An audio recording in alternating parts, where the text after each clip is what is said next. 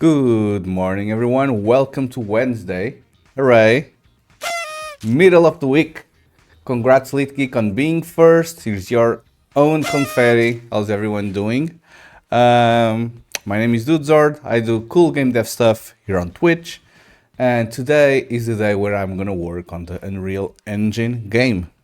Our beautiful, incredible real-time strategy game that we've been developing with some friends for a little bit, around 2 years now, and we are essentially preparing for an epic mega grant, and well, might as well start.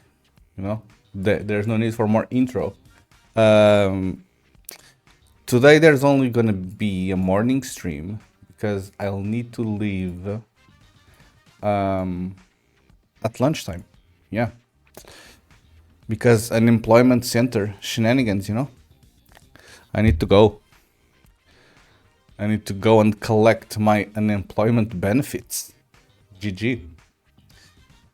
These are becoming a part-time streamer confirmed. 100%. Good morning, Algaria. How are you feeling, man? Are you trying to get killed before your wedding or what?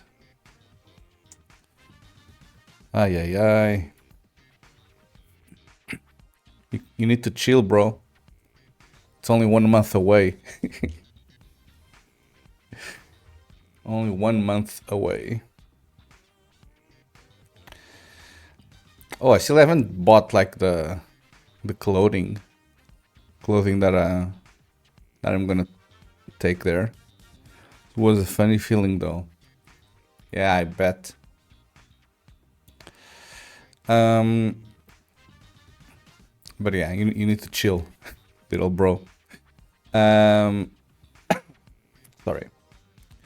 So today we're gonna work on some tasks, essentially. We had a request for a change from a task that we worked on last week. I'll chill when I'm dead.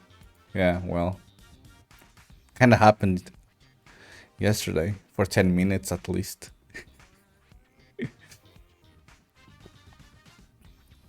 So don't try to increase that duration. So if you guys recall, last week the task that I worked on was the ability to select enemy fortresses and enemy units, and you see that it even shows like the stats for the enemy units and also for random campfires, But one thing that was requested was that instead of showing this as green, because green is supposed to indicate friendly or our own team units, we should be showing these as red instead. So that's the first task that we're going to work today. Just needed a little nap, a little nappy. Yeah, so we need to do that. How do we do that? Well, glad you asked. I don't know. There must be some code in here that like renders, like draw circle. I think there's like a draw circle 2D or something. Draw debug circle. No, it's not this. There's like a draw unit circle or any entity circle or something. I remember watching it. I don't know where it is. I wonder it's on the maybe on the rendering system or something. Mamma mia, mamma mia, mamma mia. Okay, where is it? It's not here. UI. No, UI is where I was. It's not targeting. So it needs to be one of the hell renderer. Where is the renderer subsystem? I don't like this search. This search is terrible. I don't know what I can do to like improve on it. Maybe there's something that I can do, but I don't like it. Like I write stuff and stuff doesn't do what I want. Render system. Is it this? It's this. Okay. So let me see. Let me see what we have here. Public get selection. No. I don't think it's this. I know there's like a render draw circle 2D or something. Apply smoothing, set active smoothing. Do you guys have experience with this IDE? Like I don't know, but it kind of worked well enough with Rust, but with C++ and the entire Unreal Engine project, like it just shows me garbage. Like I don't want any of these green stuff, you know.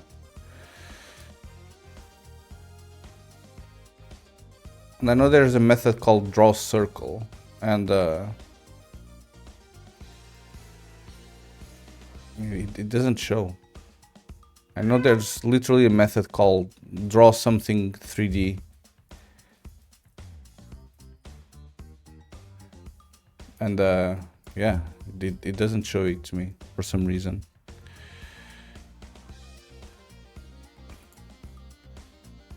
Oh, so there's a find in solution and then a find in project.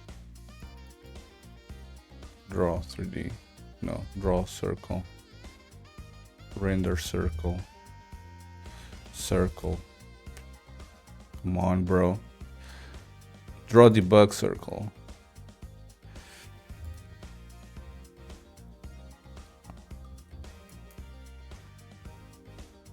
No, it's not this.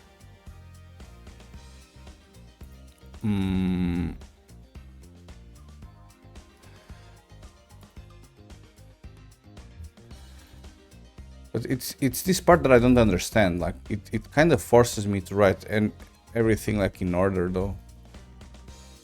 But the other one doesn't.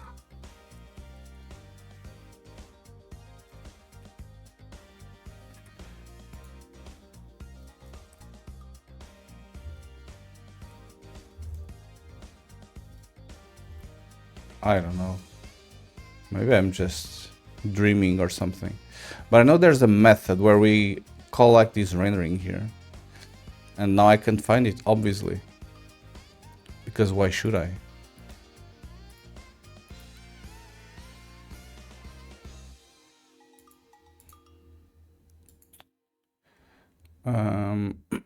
Render system. No, this is where I was.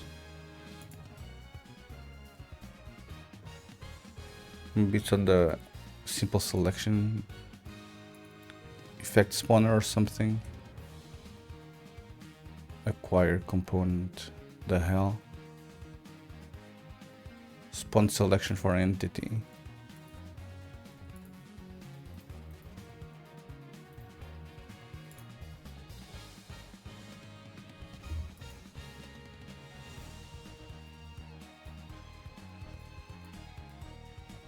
Is it this though? Show selection effects for current selection. Okay, this seems like this seems promising at least.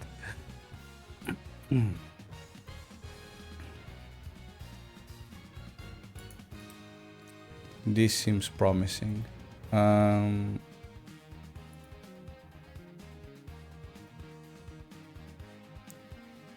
Okay, so on render system, I have the update selection effects.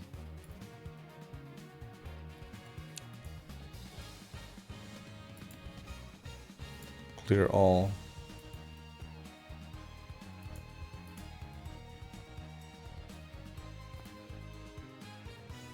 Okay, so these are not Niagara selection effects, so we can ignore those. Okay.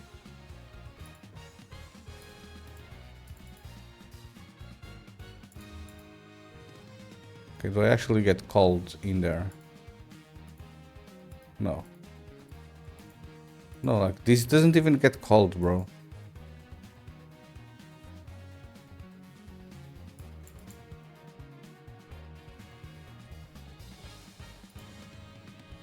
But I am attached.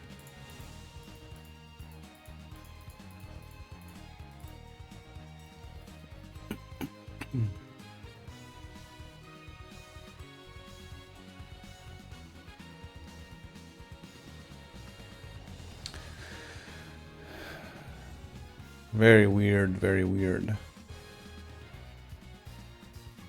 And selection.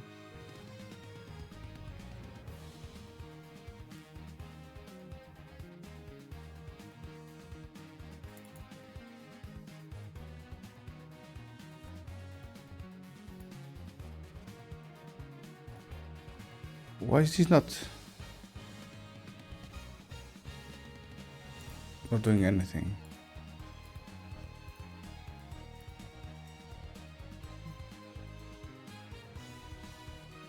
Because I thought I would have, I mean, here is where I'm playing the sound, I think. Does it only work for my own selected stuff?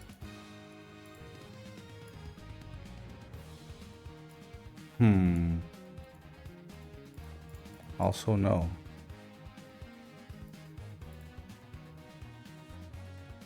And this is already attached, but this doesn't work. See, like, this search is useless. Search options used. Rejects. Where is the rejects here? It's not there even. Ay, ay, ay.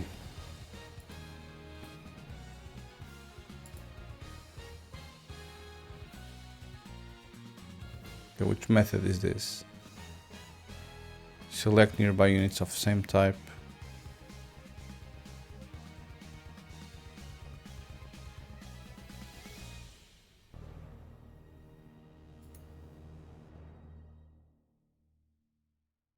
Oh.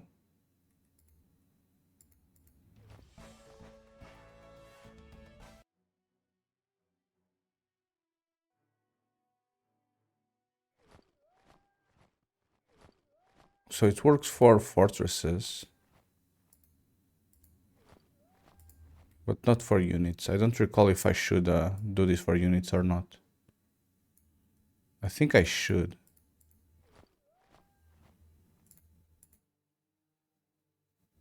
I don't know. I feel like I might be reverting some behavior with the last changes that I did. Because essentially I'm like exiting early.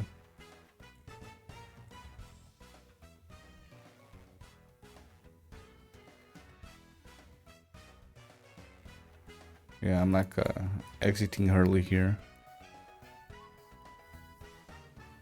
Okay, if I do this. Yeah.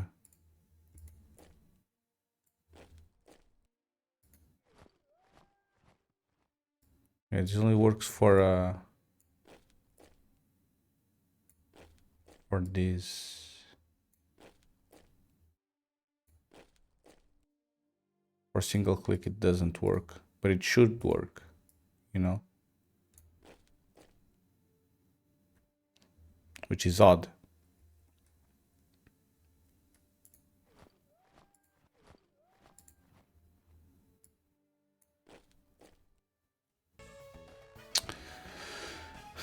Which is very odd indeed.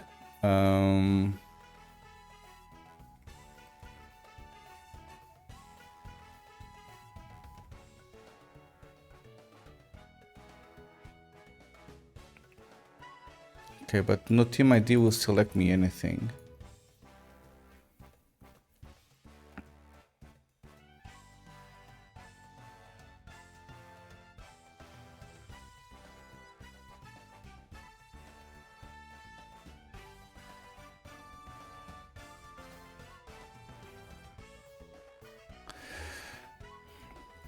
I don't understand. I mean, I clearly messed up something. But in any case, this is not what's causing the effect spawner to not work.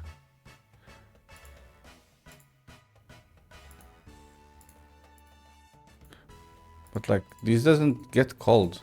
You see, like, it's weird. This kinda gets called if I do this though. Also no.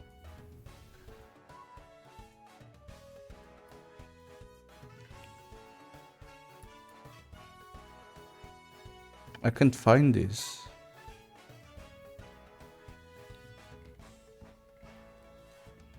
Where is this stuff?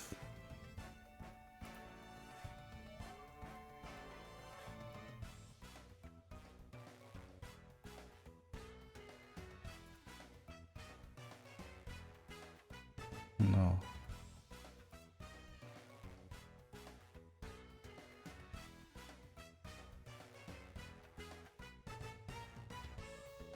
Subsystems, testing, types, UI. UI slate.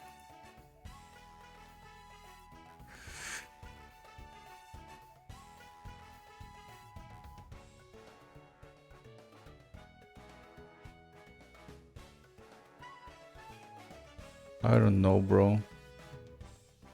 It's not the targeting effect. Because targeting effects are these ones.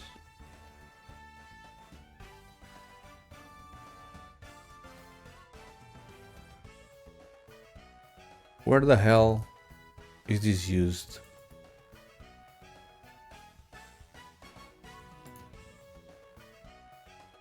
Targeting effects. No, bro.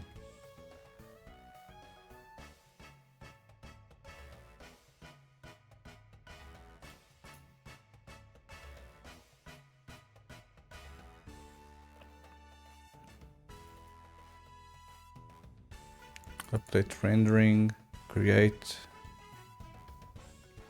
add spell, clear selection.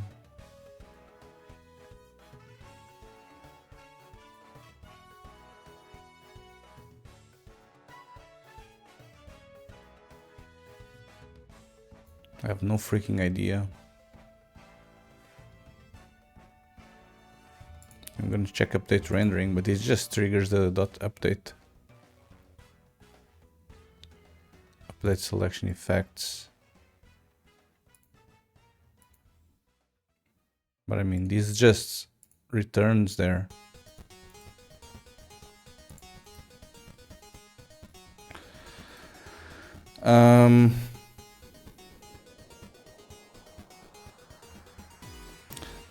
I'm legit lost, you know? I'm legit lost. Get selected entities. I know there's one of these get selected entities. Oh, it's this. Draw selection rings. For fuck's sake. Yeah, this is what's getting called. Okay, we found it. It only took us 20 minutes. Oh, bro. It's fine.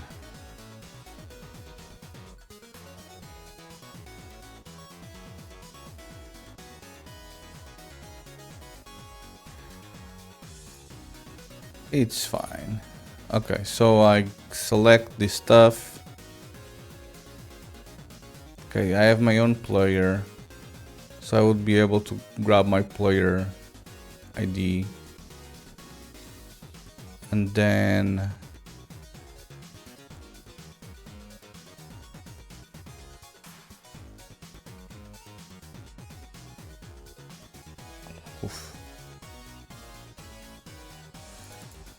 selection ring color. Okay, where is this selection ring color defined? Defined here. Okay.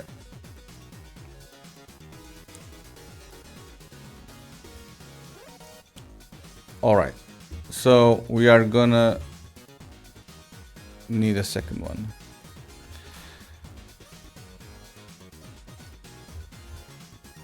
So there's a team selection ring color and an enemy selection ring color now. And by default it's gonna be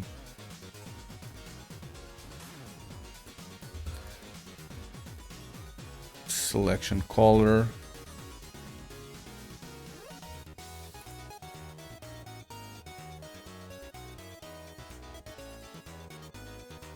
Go.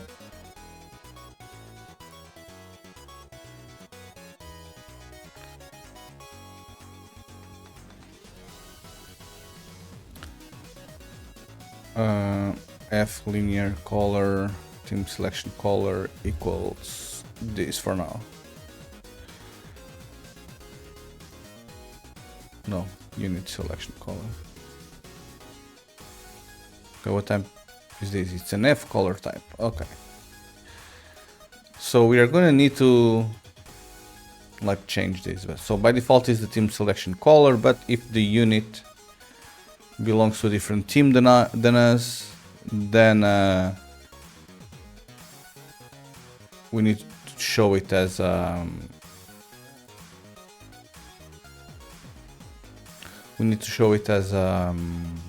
what's the word? A different color essentially. Okay, so this is the camera manager. Okay, but I'm gonna need to get the MOE player controller.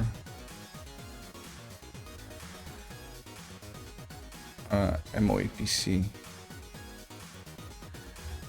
MOE player controller. I wonder if I can like have an internal pointer that just like converts directly. If not, I can do this. It's fine. Yeah, I just cast it directly.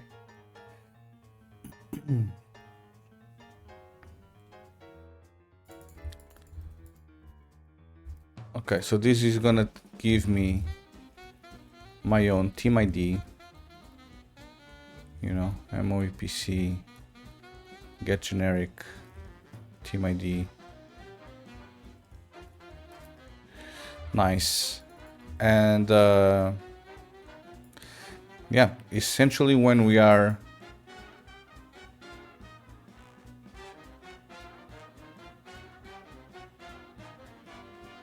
this is a formation preview.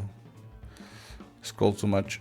But essentially when we are doing this, I need to check if the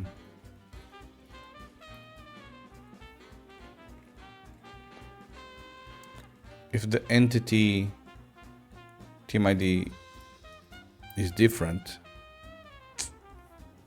Okay, I think entity data should have the team ID inside. It has. Okay. So I can just literally do if entity data.team ID is different than my own team ID, then the unit selection color instead of this is gonna be the enemy selection ring color. Okay. I feel like this should be it. Now we need to wait for it to compile, but I think this one is gonna be easy.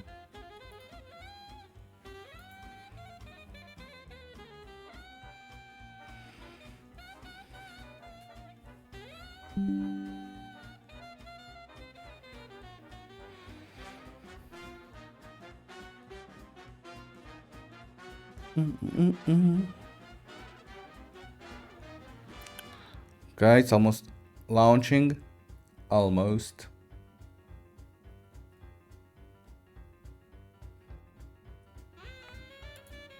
Someday I should play Cuphead on stream. But I need to find a way to plug the Nintendo Switch here. Although I think they have the They have like a Steam version.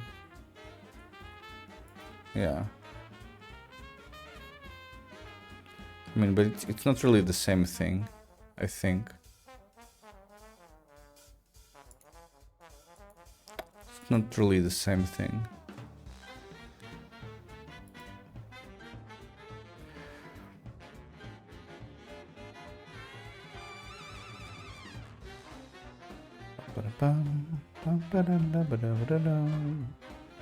Okay, let's see. So whenever we select friendly unit, it should show us green. Pretty cool. And whenever we select an enemy unit, oh, I know why. I'm just being dumb, as usual. I kinda need to change the color here, you know? Yep. Build. I kinda need to change the color on the header file. Changing the name by itself is not enough.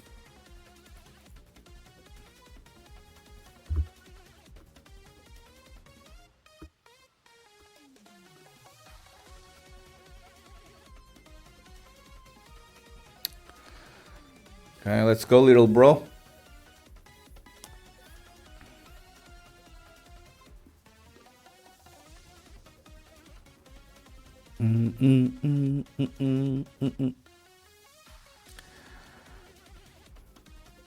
Yeah, I'm not exactly sure what I'm gonna do for the afternoon, because I do need to leave at around 2 p.m. But then I should be home around 4 p.m. I don't know if I want to stream only for 1 hour. Thank you for the follow, says Aldev. Here's your confetti. Yeah, hooray! Free confetti to everyone that follows. Welcome to the stream. My name is Dude Zord, and I do cool game dev stuff on Twitch. I have 3 projects on rotation, and I have a Game Boy emulator that we pretty much finished yesterday. I have this Unreal Engine game that we are making with some friends for a little bit over 2 years, and I have a Unity game, a digital version of a board game that I'm creating with a friend. So yeah, plenty of stuff happening here. And pretty much every day, I pick one and I work on it. So welcome. If you have any questions, let me know.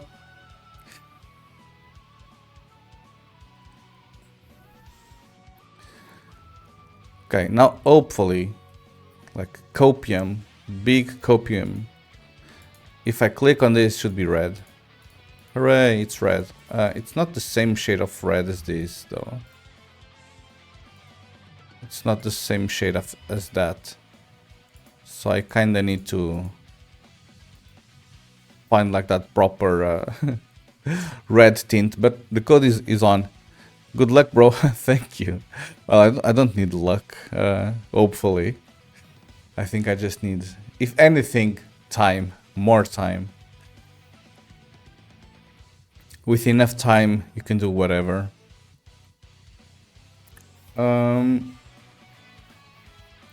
Okay, where can I actually find this color? Sorry, this color. I know there's like a material. There's like a selection material.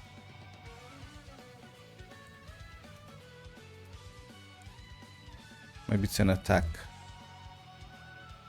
No.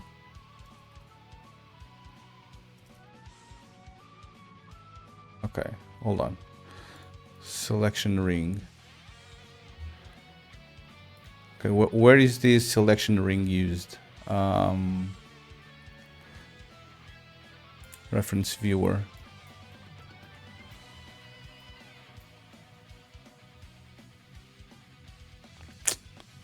Okay, it's not there. Hold on.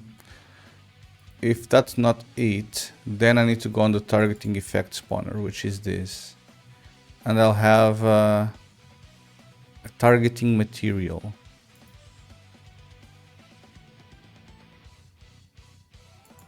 Okay, and I'll have a targeting material. Okay. I saw it. Okay, it's this targeted ring. It's 10.02. Hopefully. Oh. Well, it doesn't look the same at all.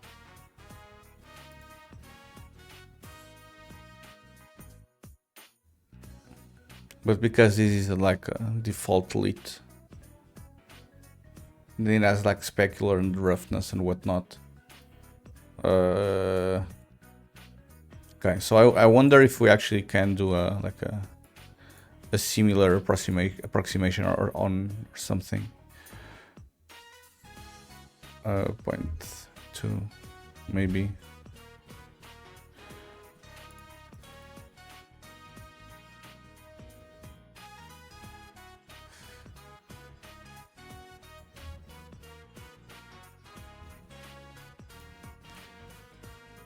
Okay, I'm just trying to go with a similar enough color, you know? Pretty much.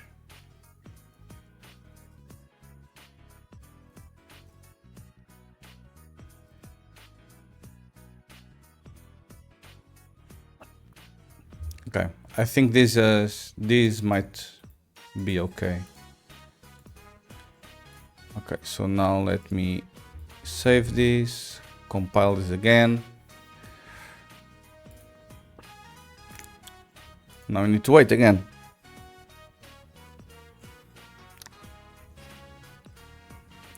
Yesterday we pretty much finished the Game Boy emulator, which means that now I want to record like a YouTube video, like explaining the entire project. I think that will be pretty fun, but I have literally zero experience recording like videos and editing and stuff. This live format is a little bit better because what happens, you know. But for but for actual YouTube videos, you need to maximize engagement every single second, and I don't really know how to do that. So if you guys have any tips whatsoever, I would really appreciate them. I'm not in a rush though, so I'm gonna take my time. Yeah, bro, this red freaking sucks. Is this even doing anything?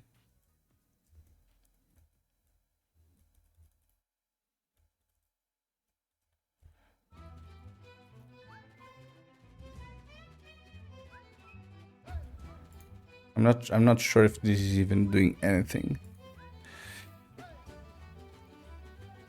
Okay, let's try once more. And if not, you'll need to restart the entire engine. Well, might as well just restart the entire engine. Yeah.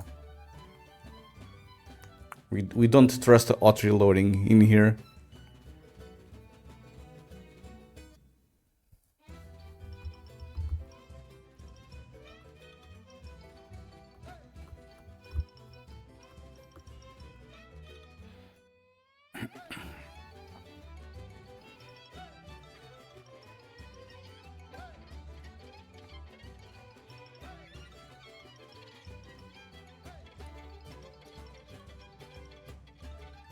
Okay, okay.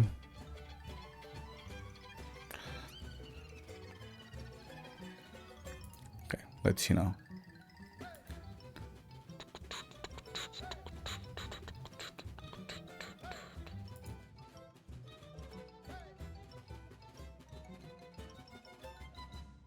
Now without the Game Boy emulator, I kind of need to fill in the time that I had put aside for that project, you know? Like we worked on it pretty much 10 hours a week. So now there's an additional 10 hours of free time that I don't exactly know what to do. Okay, I mean, this is red. This is not like the proper shade of red, but I guess it's gonna work for now.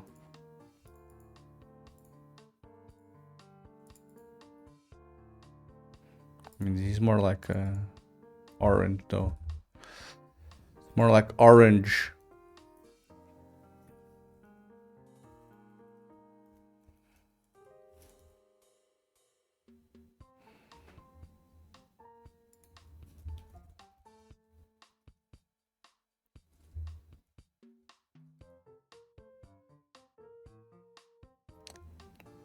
Okay, let's see. Last chance for this to be a little bit better.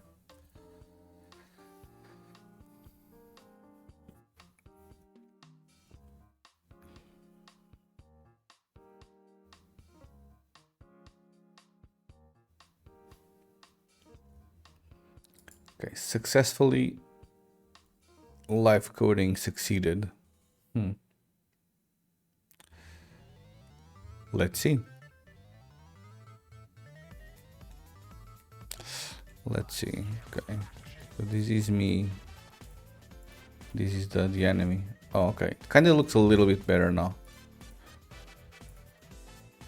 It kind of looks a little bit better. So, yeah, I'll leave it at this. I'll leave it at this. I'm happy enough. I'm happy enough. Okay. So, different selection color for enemy units. Okay, push. What's this?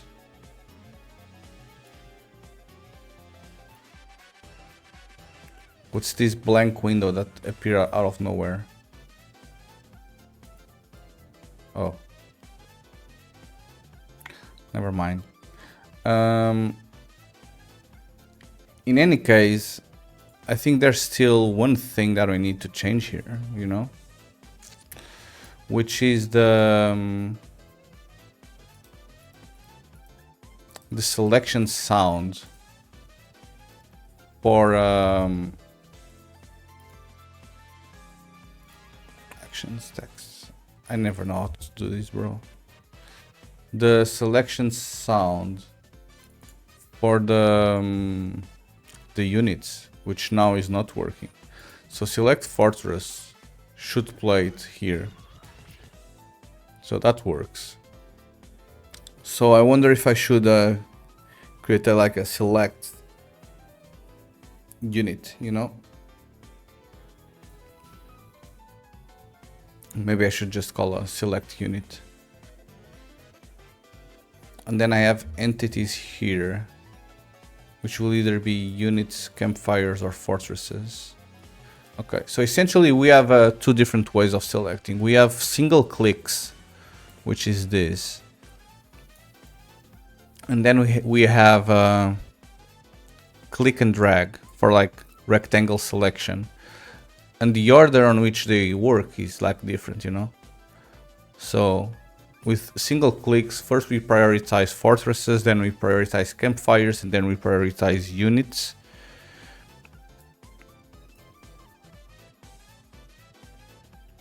Enemy units. No, units. Individual units.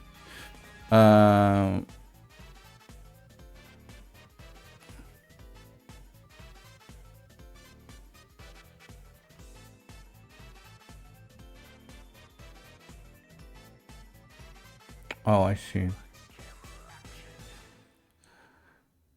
No, but they should play still.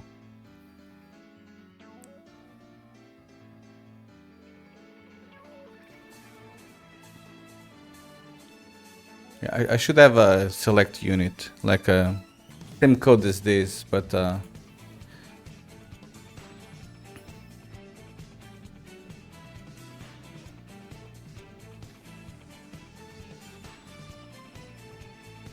also campfires don't spawn any sound.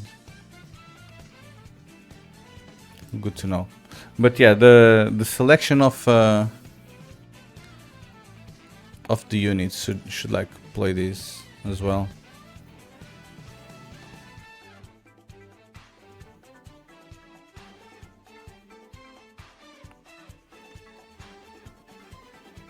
But this only works for units because only units have the movement data.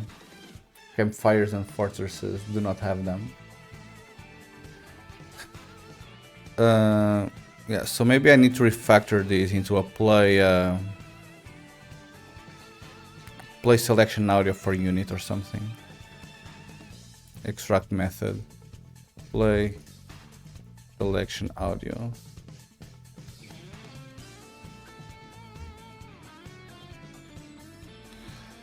Play unit selection audio. Yeah.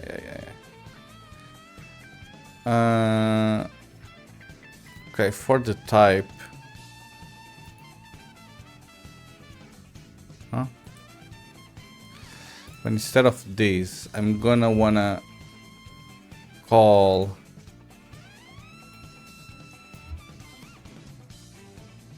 no. I'm gonna wanna call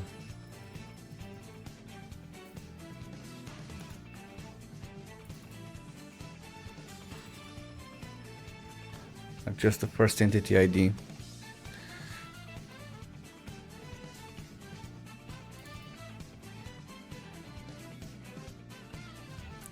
Okay, so instead of all of this, I'll have a unit entity ID here. It's gonna be int32 type. I hate AI. Indeed I do. Indeed I do. With a passion even, some might say. Where is the play thing? Play. Oh, it's not even part of the... As no member. The hell? Hold on. Bro.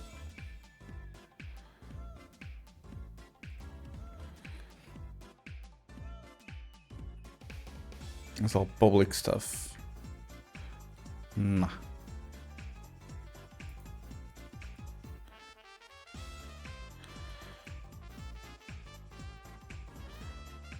Okay, let's fix this so that at the very least this can...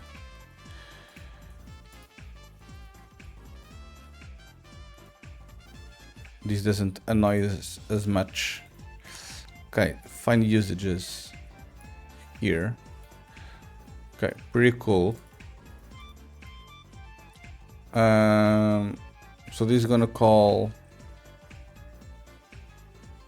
select campfire, select fortresses, and then that is for the selected units. So I'll also need to do a unit ID 0. Okay. And this should hopefully fix the selection audio for the units again. Oh. Unit. Detection.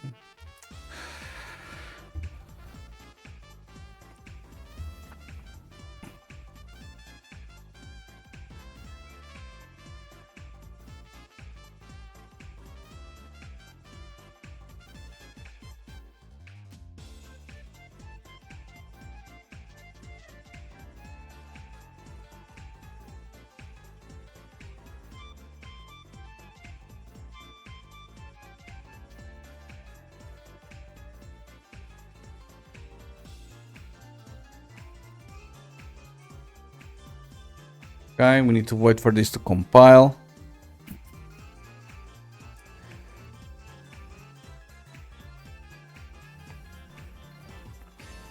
Elgardi, I don't think you were here yesterday on the afternoon stream.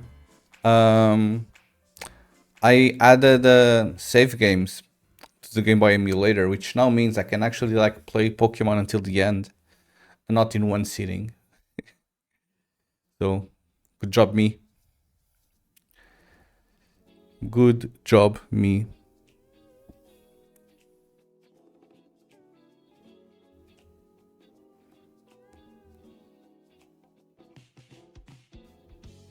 So whenever you actually like trigger save game inside Pokemon, it actually like updates the RAM, and then I save the RAM to a file.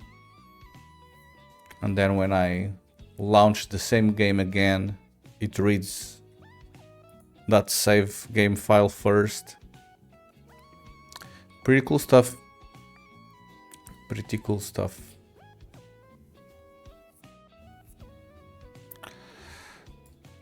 Okay. GG, it worked.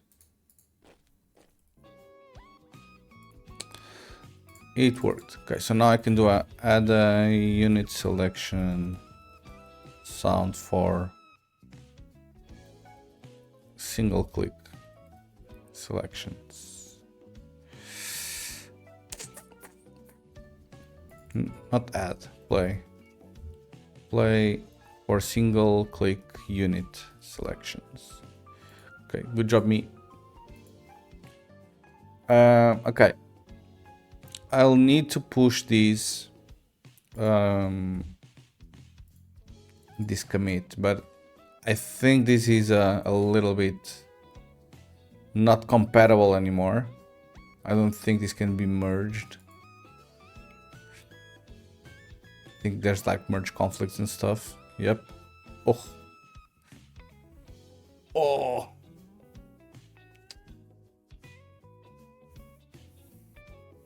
Well, hopefully it's just adding the... Bro. Why is there a conflict with this, bro?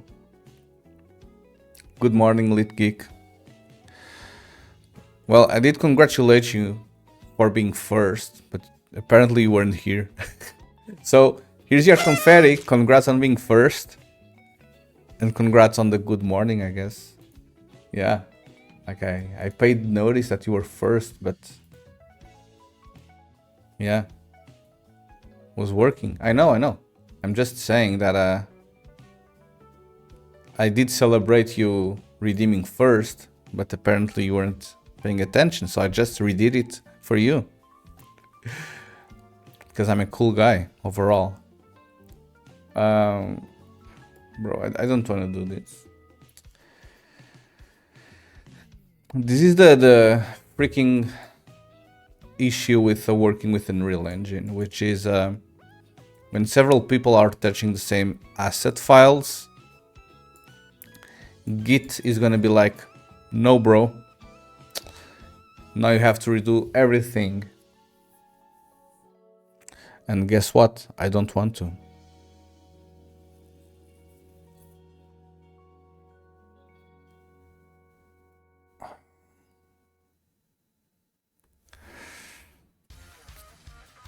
And this is why I don't like working with UI, you know? Because UI will throw you these curveballs every once in a while, and then you are screwed. Thank you, you are a cool dude. Thank you. Yeah, I like to believe I am. I mean, we only added this campfire selection, but then we added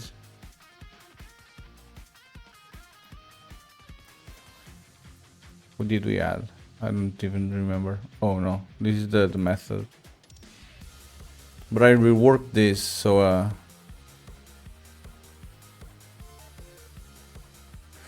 please hook up label and color.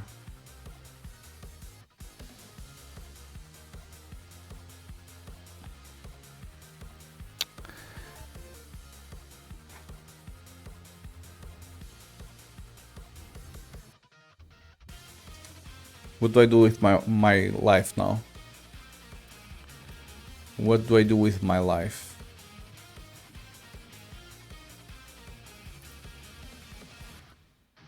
Okay, I know I can kinda like copy and paste this into a random file, and surely it works. But bro,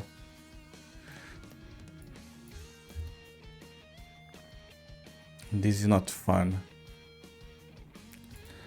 This is not fun. Okay. I mean, if we need to suffer, we'll suffer through this together, you know? So it's fine. So we fetch. It's been fetched. We rebase on top of main. And now it cannot rebase because of this. What the hell, bro? Oh, because it's running. Yeah. Obviously. Okay, we go again. We rebase on top of this. And hopefully it's gonna complain.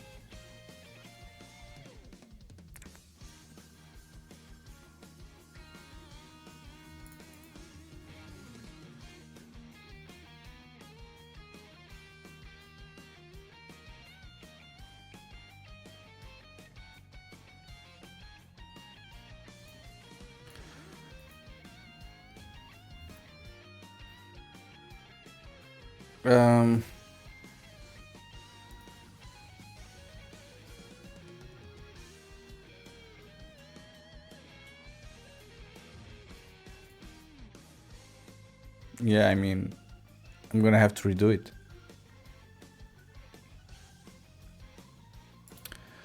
I'm gonna have to redo it.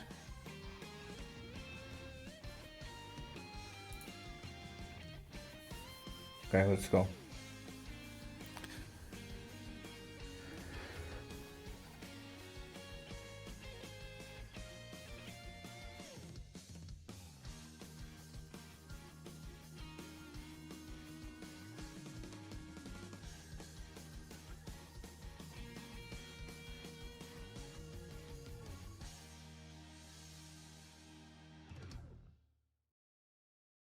It's compiling, so we need to wait now. But yeah, essentially we'll need to redo the UI asset file, which is fun, as you can probably tell by my face.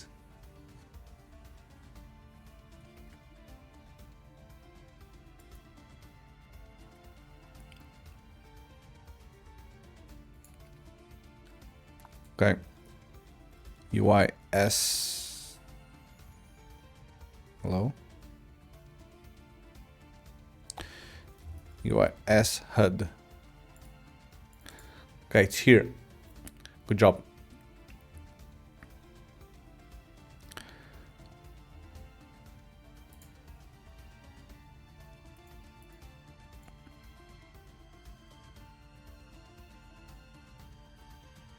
Okay, so essentially on this selection switcher, I'm gonna need to add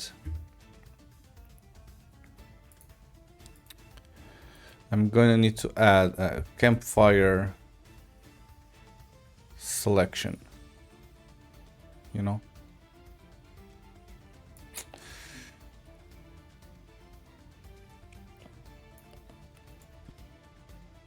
Campfire selection. And then on this graph right here, so we have this event graph that we kind of changed it, you know? We kind of changed it. So instead of this nonsense, we delete all of this. Good job. Now this is complaining that this on unit selected does not exist, which I don't think it does. I think we removed it. Oh no, this is the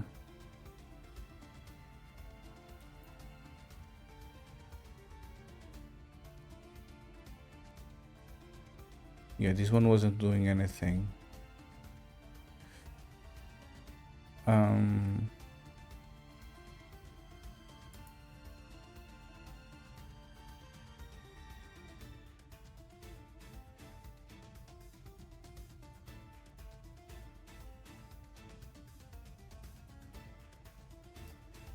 On units selected.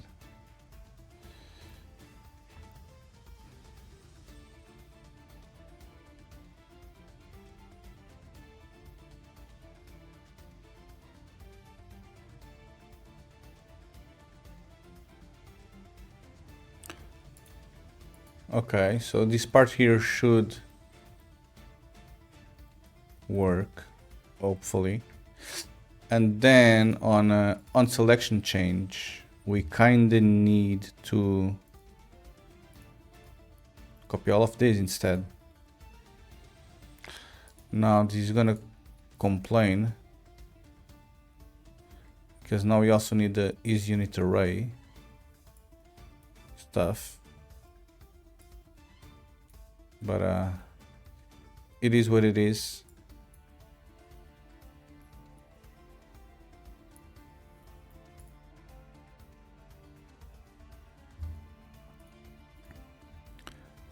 Okay, so instead of this local variable here,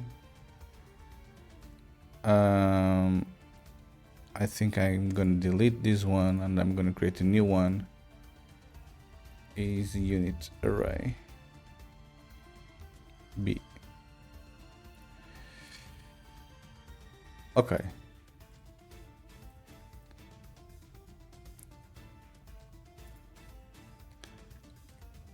And I think this is only used here, right?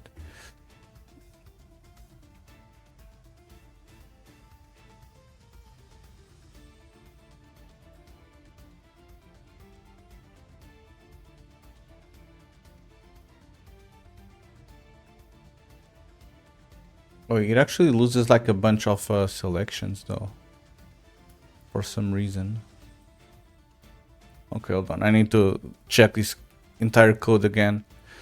So on selection change, we see the length of the selection.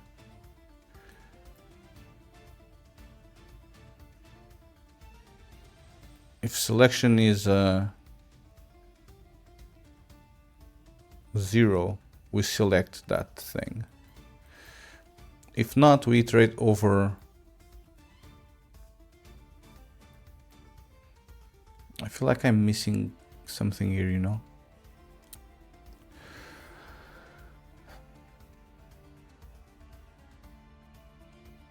Oh, I'm missing the setting the variables.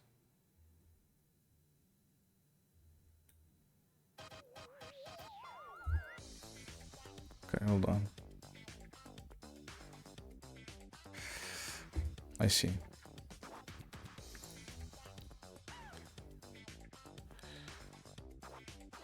Okay, so I need to duplicate these. B use isUnitArray.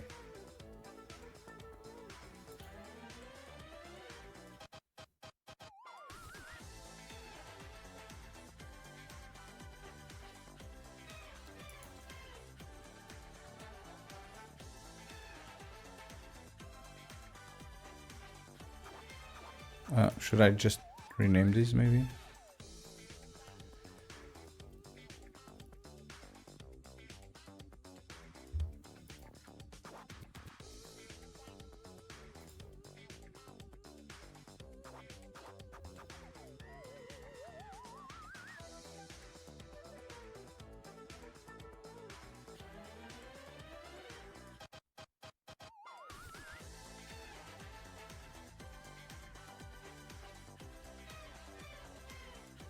Unit Fortress, no.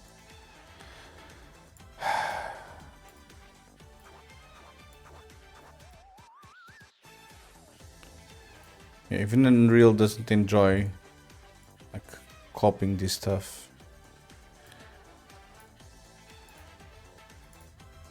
Okay, we are setting this as true.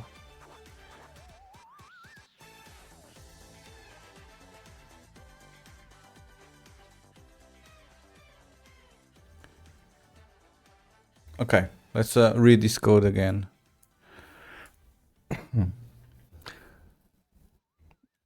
So if we have only one, if we have no entities, we select the multi-unit selection. Cool. If we have more than one, we reset isUnitArray. to false, and then we start iterating over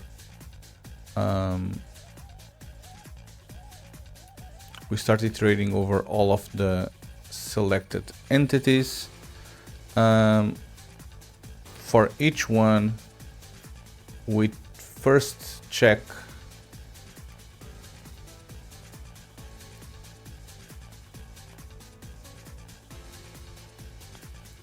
hold on. Kind of wanted to make these a little bit better, but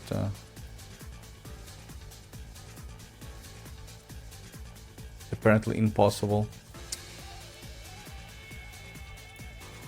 Hold on.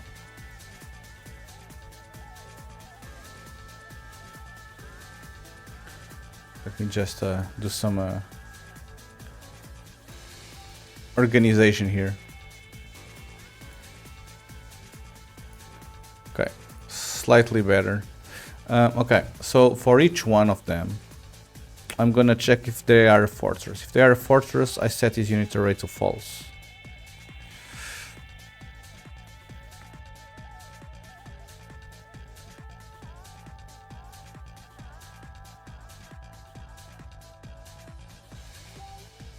And I break.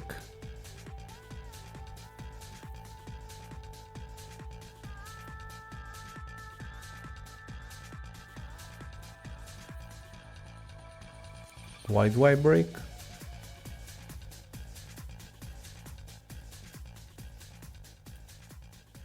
Oh, because I can only have selected the units of the same type. So in reality, I only care for the first thing that I have selected.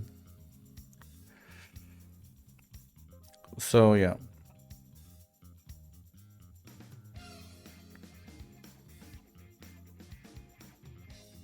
Okay, this is fine. And then when I complete this, I check, am I a unit array? If I am a unit array, I need to check if the length is 1 or greater than 1. So either show one single unit or a multi-unit selection. Else, I need to check if the first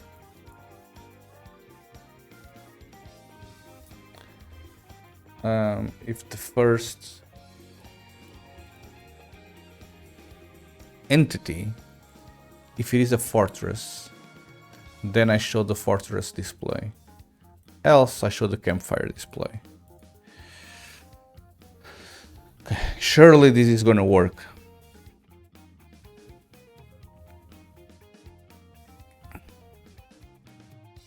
Surely this is gonna work.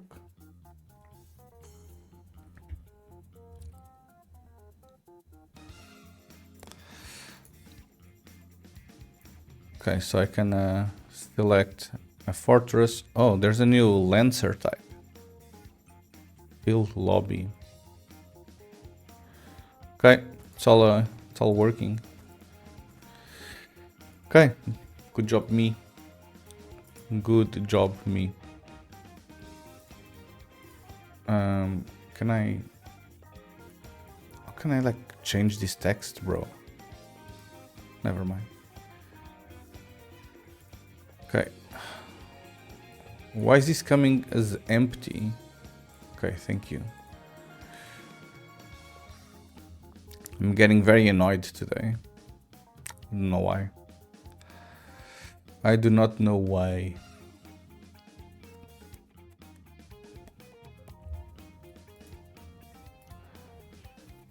Okay.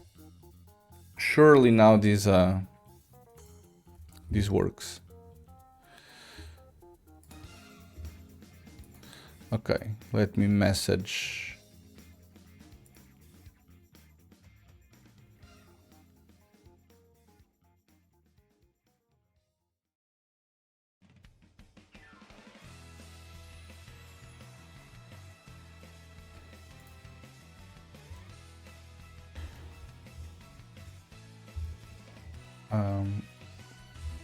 Control C, yes.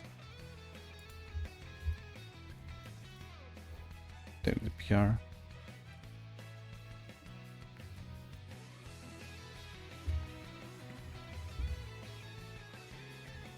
Okay.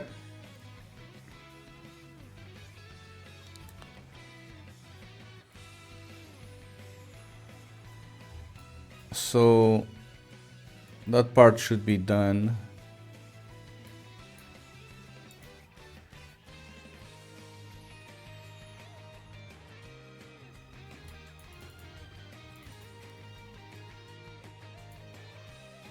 Okay, this took me more 1 hour.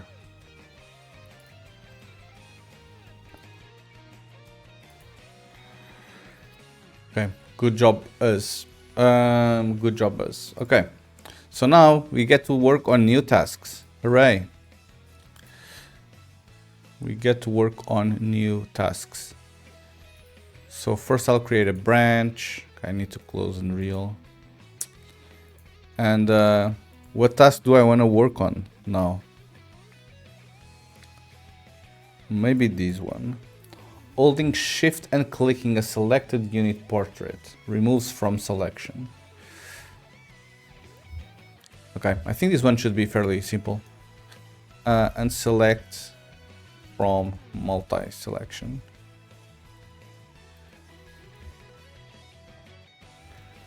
Shift and select from multi-selection. Yeah.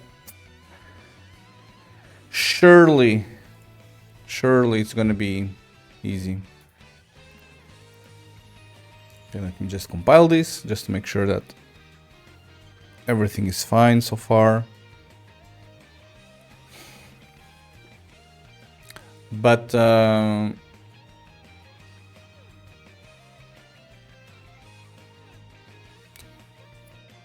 do I actually do this? Okay, so that's for the multi-unit selection stuff. Multi-unit selection widget. So whenever we populate this, we add an unclicked handle unit button clicked, which is this, and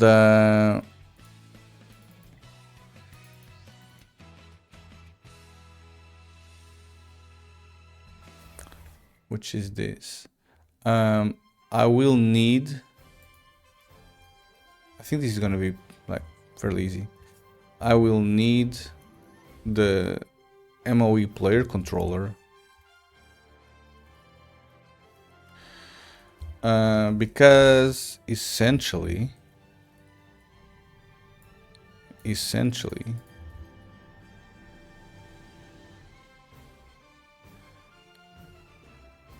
what I'm gonna need to do here is I'll need to check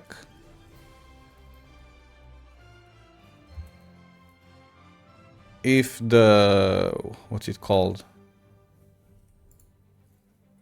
MQ modifier pressed, which is shift. So if I click on shift, I just like remove from selection. I don't know if I have it. Yeah, remove from selection. Else I do this. I think this is the task. I think this is the task.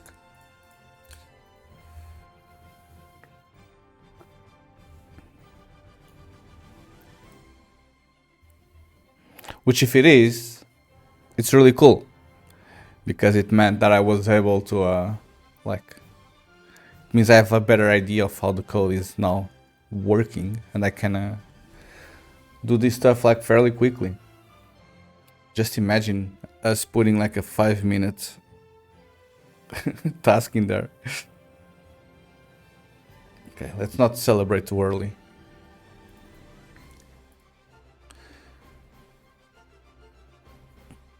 But surely it's gonna work, you know, surely.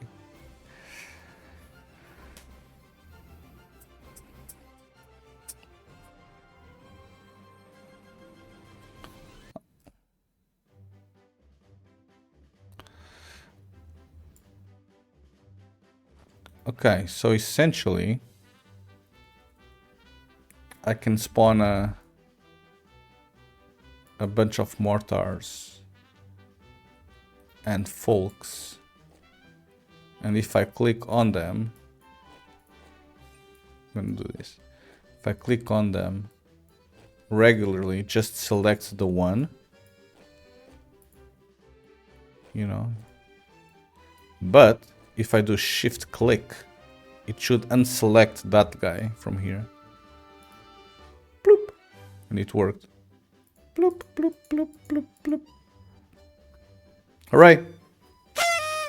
5 minutes task. 5-minute task. GG.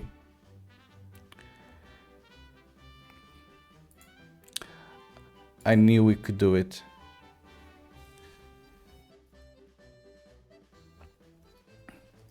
Well, it was literally 5 minutes. No, it's not literally 5 minutes because I'll need to create like the PR and stuff. Okay, let's put 15. Let's not Alright, hello Simonot. Well, good morning. What's the P for?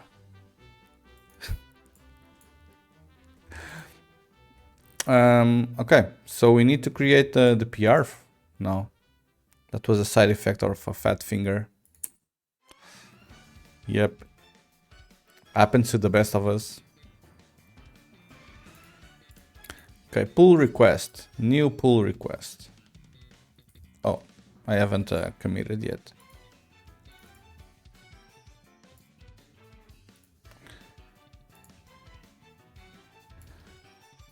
Can I type all of this as the message? Surely. Okay, let me actually check the code. I mean, yeah.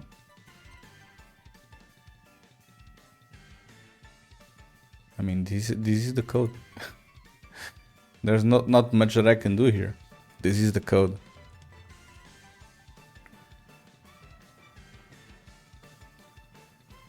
Samanot, I won't be streaming on the afternoon, so I'm considering just going to play iRacing.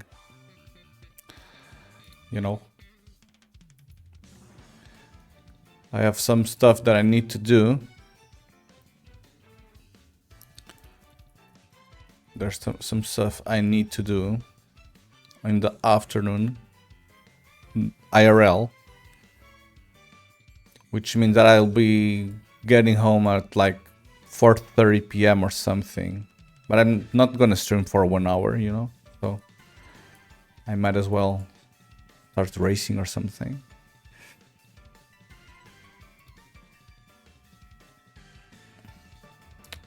Okay, GG.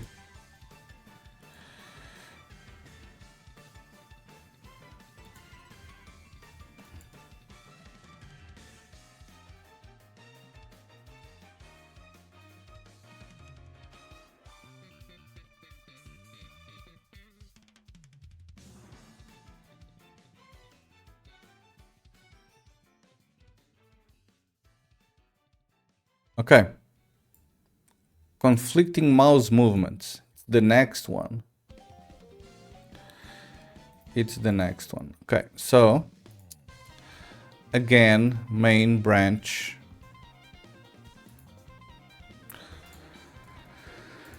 What's this? When moving the screen with the middle mouse click and we reach the corners of the screen, the movement, when they say the screen, they move like the map, you know? Like the click and drag, the map. And the movement reverses as the edge movement is inverse of what the middle mouse click button is doing. Probably the edge should be ignored in that mode. Feels like this is gonna be 5 minutes as well. Fix map edge inverse movement. Something like this. Okay, let's try and replicate it first so we have a better understanding of what's going on. Ooh, nice. 2k awaits. How much rating do I even have?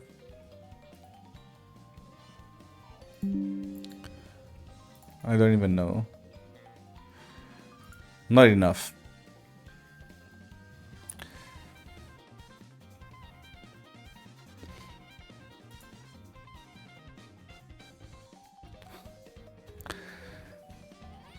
1200. 1200. I'm below average. I'm below average. You only need to do another 30 races. For 2K?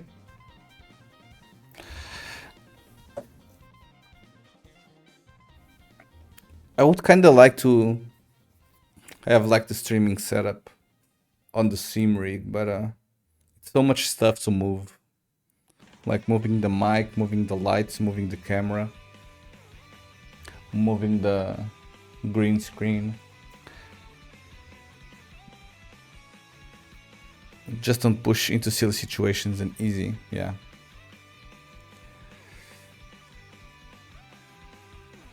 Okay, so let's see what they mean with the edge inverse selection. When moving the screen with the middle mouse click and you reach the corners of the screen, oh, I know. It's when you actually like move outside of the window of the game or something.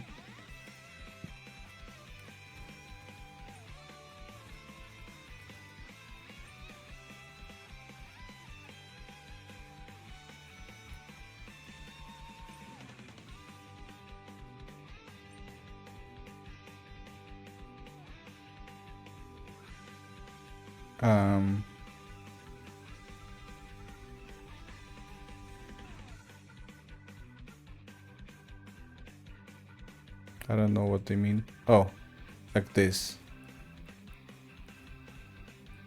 Okay, I see. So if I'm doing this and I scroll to outside of the window, then I release, sometimes it like jumps.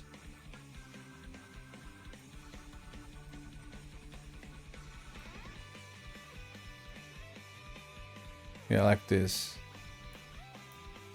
Why does it jump? I don't know.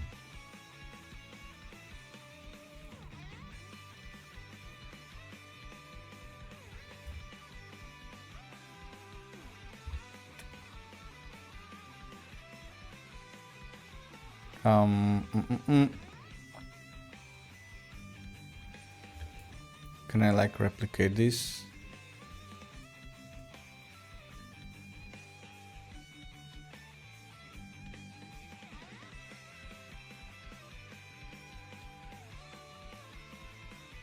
I don't actually know how can I like replicate this like properly.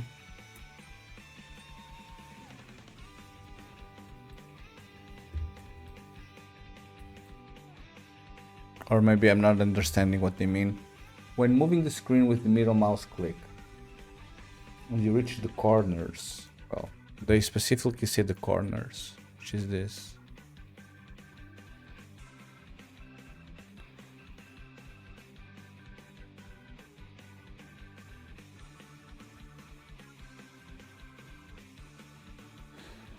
The corners, they say.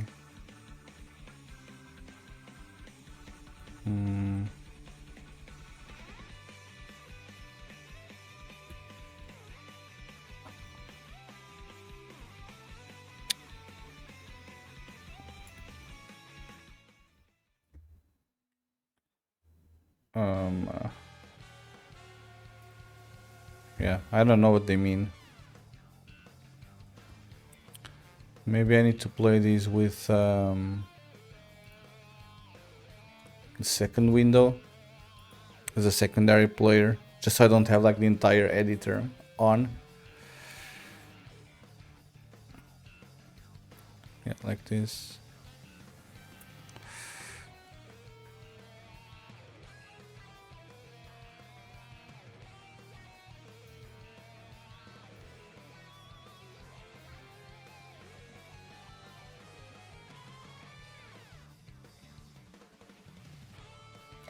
Yeah, I don't know if they mean like when you are like in window mode like this, when you move the mouse and it goes like outside, it does like this jump.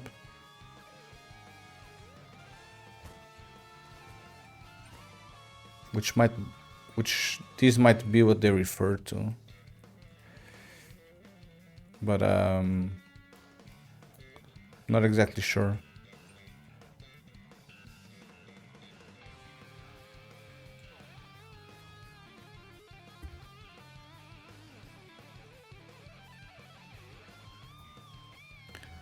I'm not exactly sure.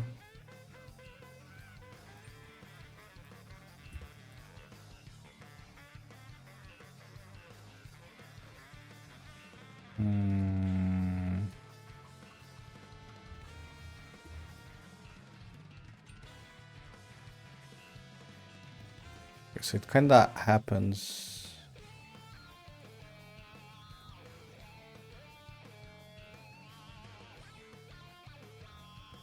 When I touch like this bar here.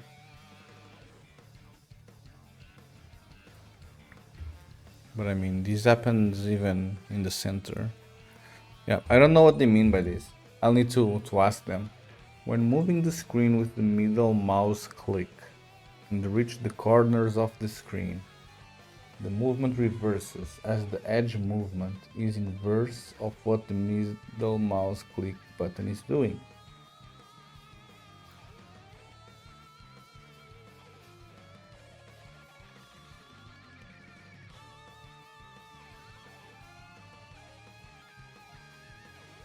I think it's when I reach the corners of the actual...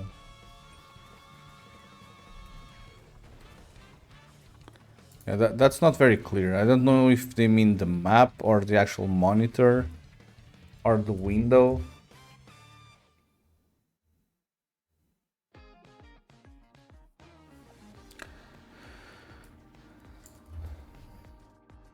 I'll need to ask them.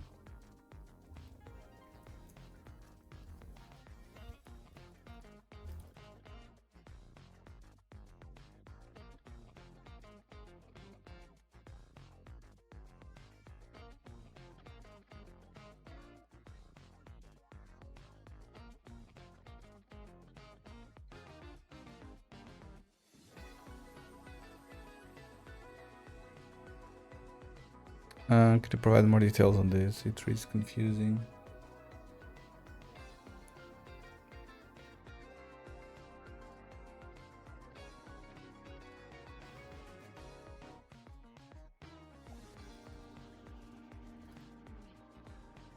Is this in editor? Standalone window? Full screen? Windowed?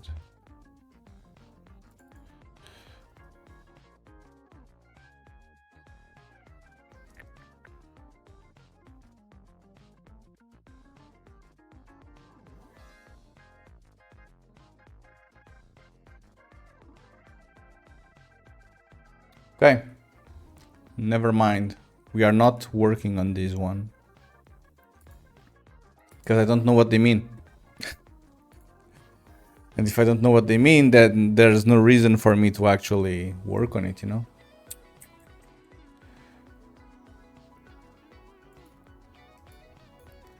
When reaching like the corners.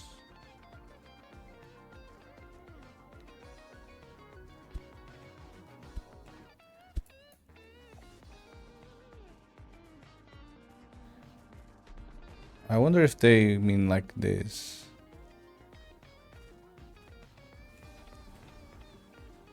For some reason, it's only on the left side.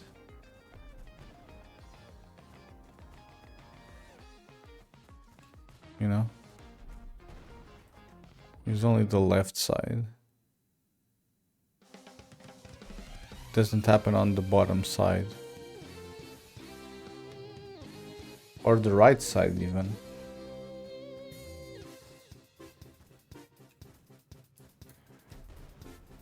So it even happens on the top and the left.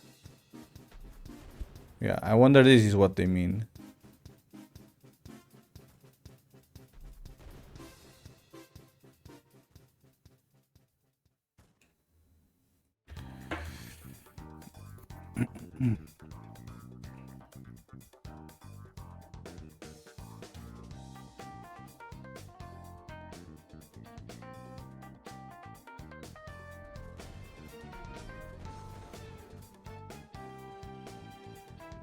Okay, let me test now with just a single window.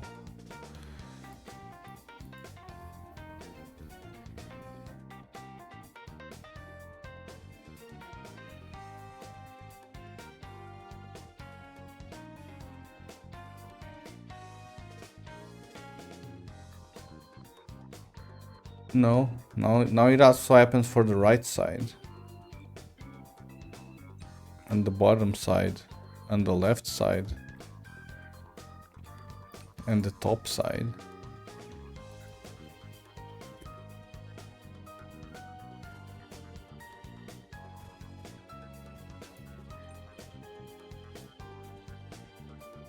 I wonder if this is what they mean.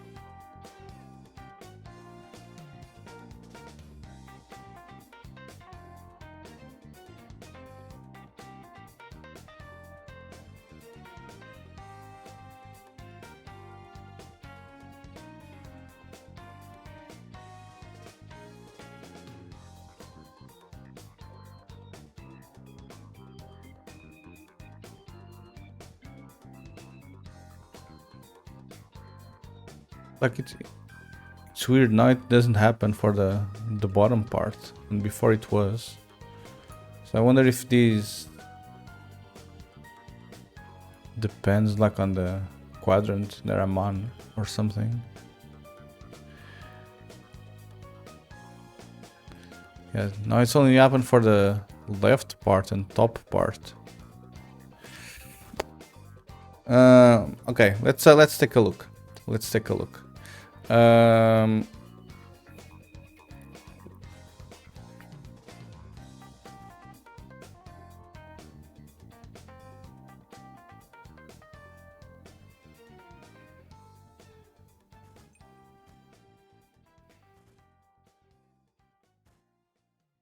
Let's take a look.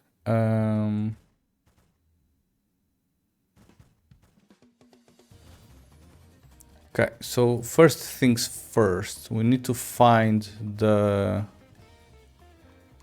action that does this. So you need to go on MOE player controller.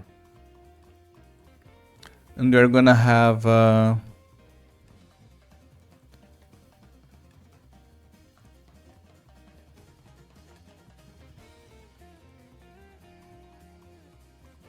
like some action that pertains to the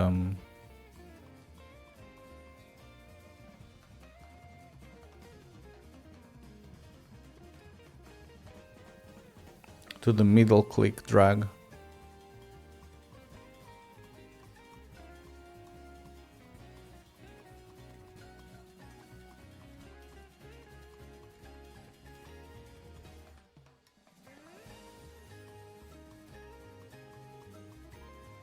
When the cursor reaches the border of the screen within this percentage threshold, it will trigger a movement input.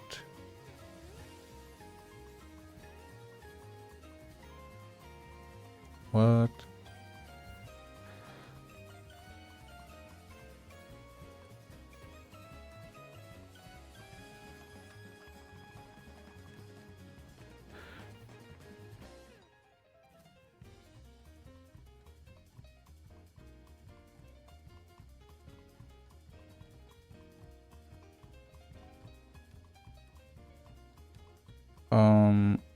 How do I actually like move the camera?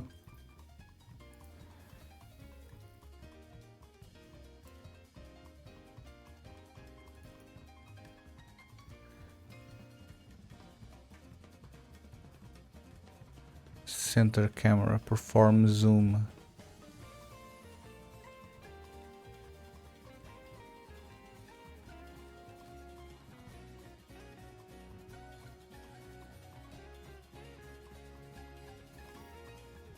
Yeah, I don't recall the code that does this. Clamp minimap normalized position for camera. Okay, where is this called?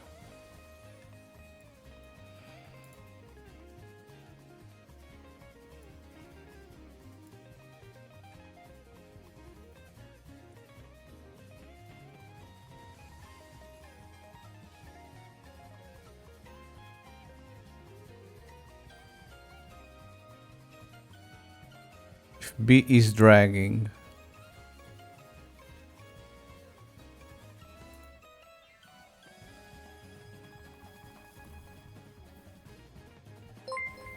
Thank you for the follow, aka Schematics. Here's your free confetti. Welcome to the stream.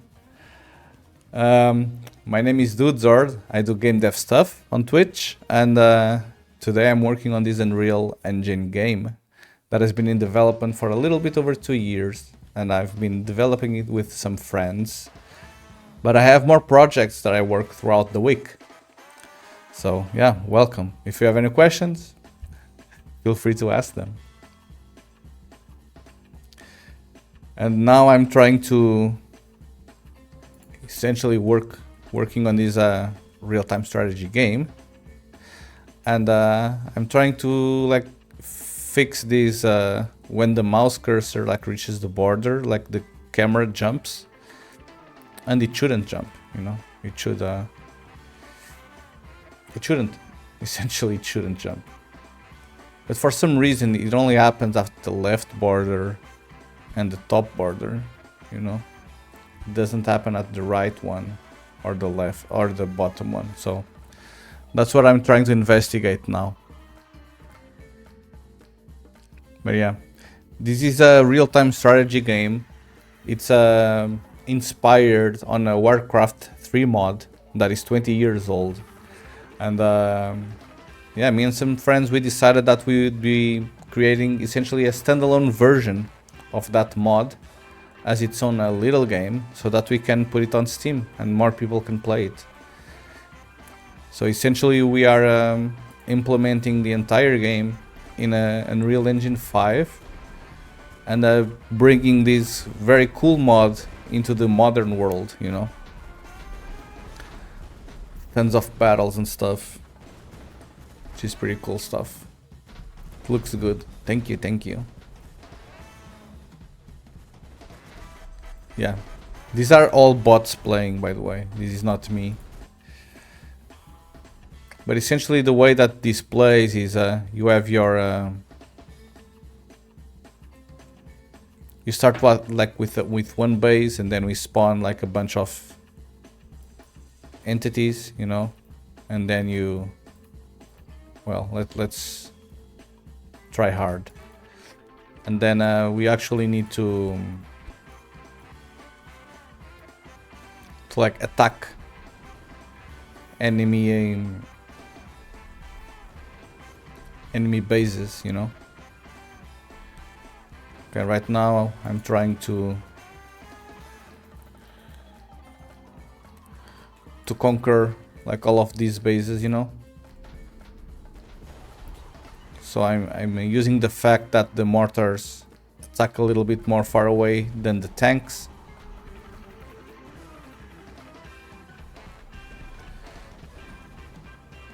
Okay, see, and I already have these 3 fortresses essentially, and the plan is that I will conquer them more and more until I control 50% of every single fortress around, and when I do, I win the game. That's the gist of it.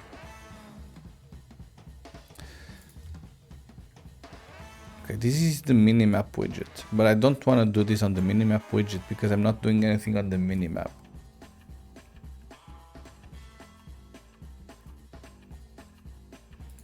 So it cannot be this.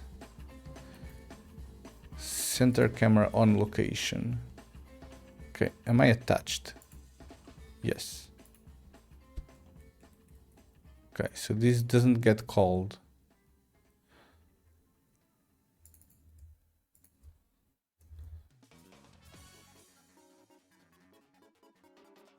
Okay, so where do I actually move the camera?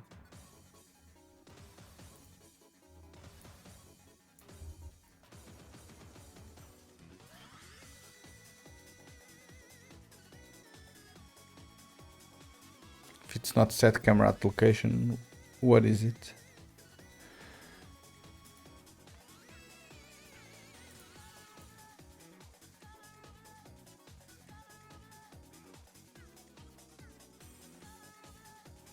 No, it's not this. Oh. This gets called every single time. Update camera viewport.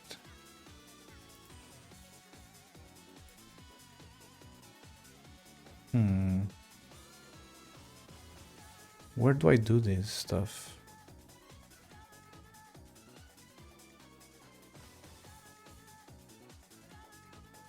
Is this done through blueprints? I don't remember. And this is the tough part about working on like such a large repository and doing so many different tasks. It's impossible for me to actually like remember everything that that we've done, and all of the parts in code where we are doing stuff. So I don't recall where we do the move the camera with the middle click stuff, you know.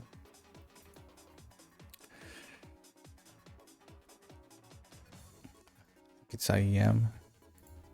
No. IMC. Move. Okay, it's not move. It's not zoom.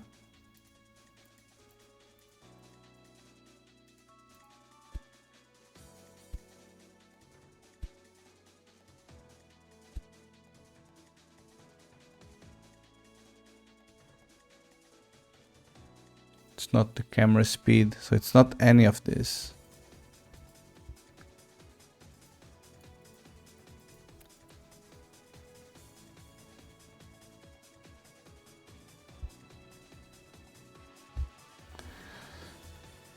Okay, hold on. Okay, whatever it is, it needs to happen inside MOE player controller. Surely. So, what happens when I call start selection?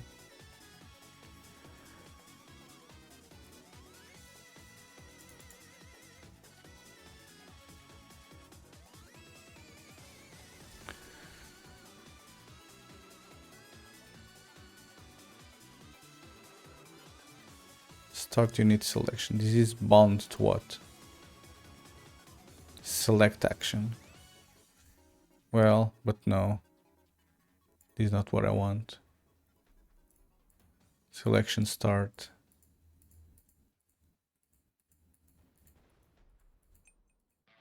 Where the hell is the middle mouse button?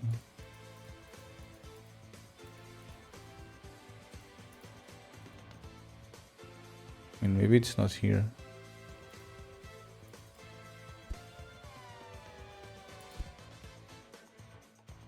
Resume, back, tab, nav. No, it's not this. Ay, ay, ay. Purchase. Camera speed.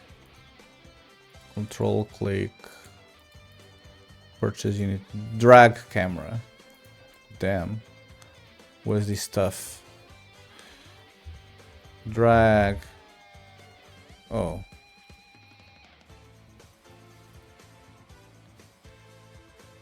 It's on the pawn 2D.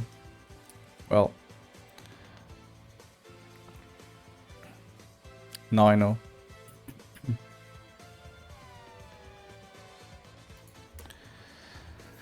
Okay, so it's this.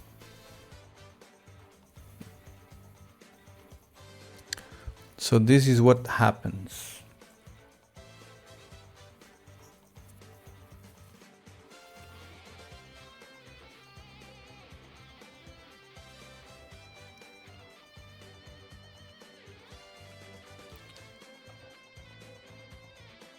Okay, so this just sets the last positions, and then this is what actually does the thing. Okay, cool. How are you going about handling the mass amount of NPC actors? Well, they are not actors. That's how we manage them. They are not Unreal Engine objects at all. The proof is that I can select the trees, I can select these bases here, I can select the flag, but I cannot select them, you know? And you kind of see them like jittering like a little bit, but I cannot select them. The reason for that is that we are not relying on A actors for them, we are not relying on U objects for them at all. We are essentially calling the rendering system ourselves with the data needed to render them in the specific position. We are using an entity component system.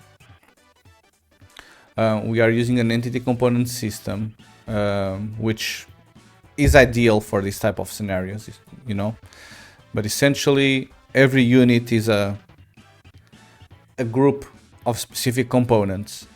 And we have a movement component which tells if they can move. We have an health component which manages how much health they have. An attack component which gives us all the data for the attacks and stuff. And then we also have like the render component. And the render component tells us which mesh we should be using and which state of the animation they are in. And all of these we manage ourselves. So at certain point in code, we iterate over all of these render components in the ECS system, and we render them ourselves on top of the game. And I mean, it works beautifully. And I mean, it's the only way you'd be able to have thousands of entities actually like moving around and doing stuff. You know? Literally the only way. Even like destructible debris and stuff. And I mean, this runs really fast.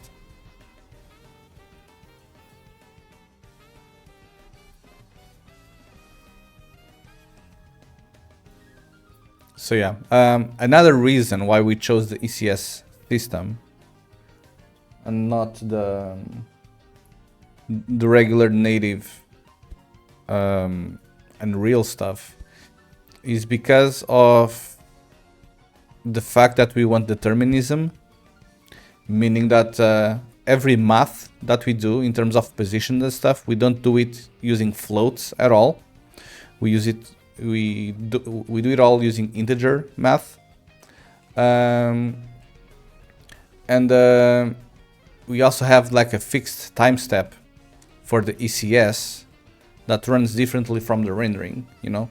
So the ECS updates 20 times a second, the rendering updates 60 times or plus. Like the render is decoupled from this pretty much, but essentially we have a locked step deterministic flow for the game, which means that the data, the ECS data for the thousands of entities that we have on screen, they need to be updated at a very constant pace. And because they are deterministic, it makes it kind of easier to have like multiple players sending data about like the individual position and actions of these guys.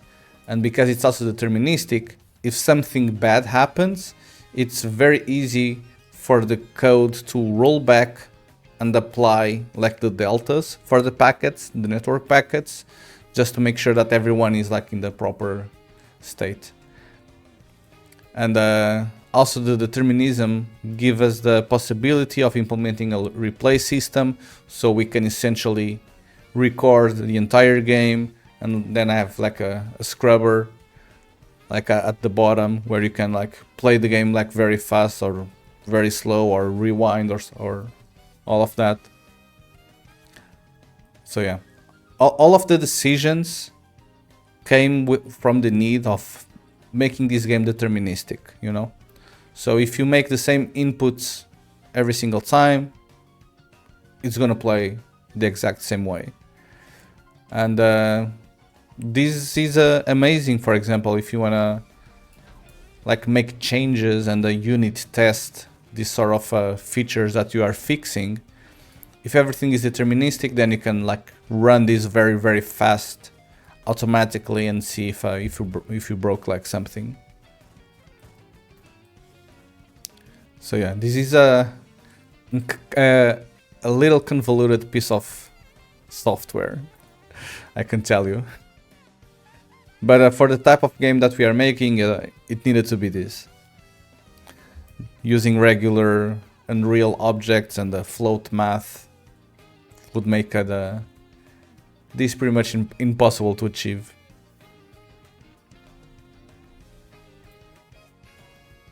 There they go. Yeah, pretty cool, pretty cool. Even have boats and all.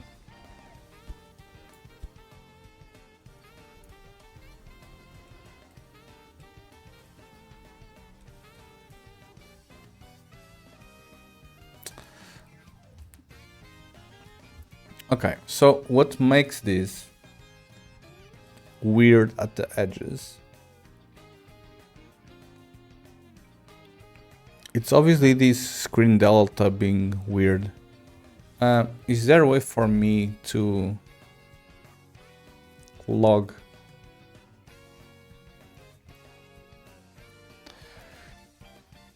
the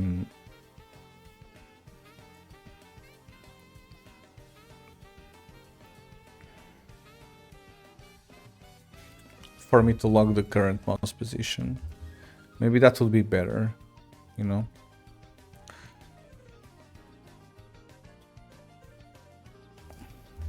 I never remember how this thing goes. Text blah, comma blah. Thank you for the follow, Empty Force Pack. Here's your confetti, free confetti for everyone that follows the channel and subscribes to the channel. And welcome to the stream. Welcome to the stream. Today I'm working on this real-time strategy game that it has been in development for a little bit over 2 years now, and yeah, I'm essentially doing some user experience improvements, not really fixing anything with the game, just like making everything a little bit more tidied, you know.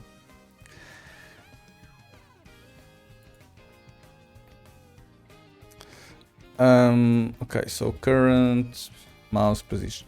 So I think I want to check which value for the current mouse position I'm getting, because I'm pretty sure I'm getting like some weird values.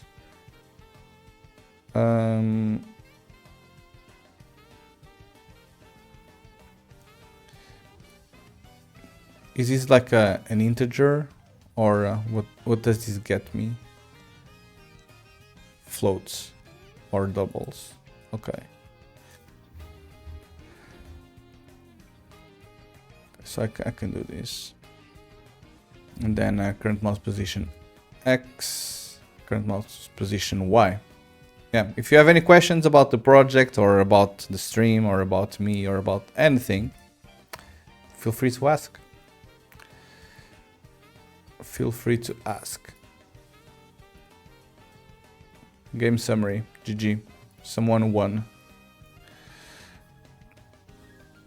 Okay, let's try to compile this.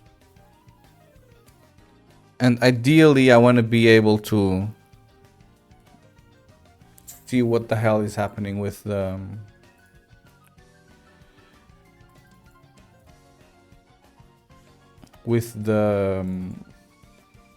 mouse values.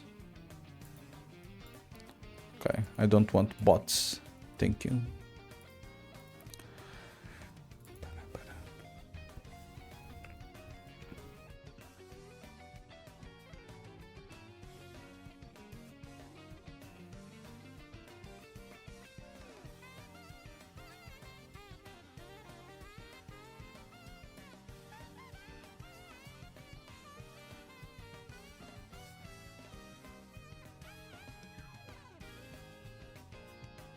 Can probably check like if the mouse position differs by more than a specific threshold, then don't do anything. I don't know. Something like that. Okay, linking patch. GG. Okay, let's see what the hell happens now.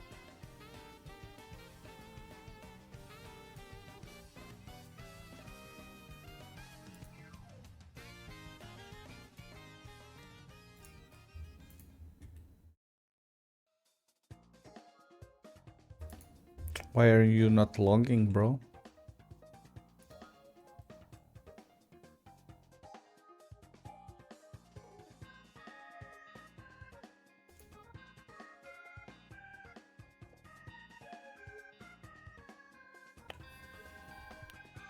Where is this writing all of its stuff?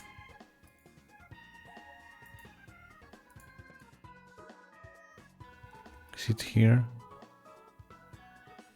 Okay, it's there.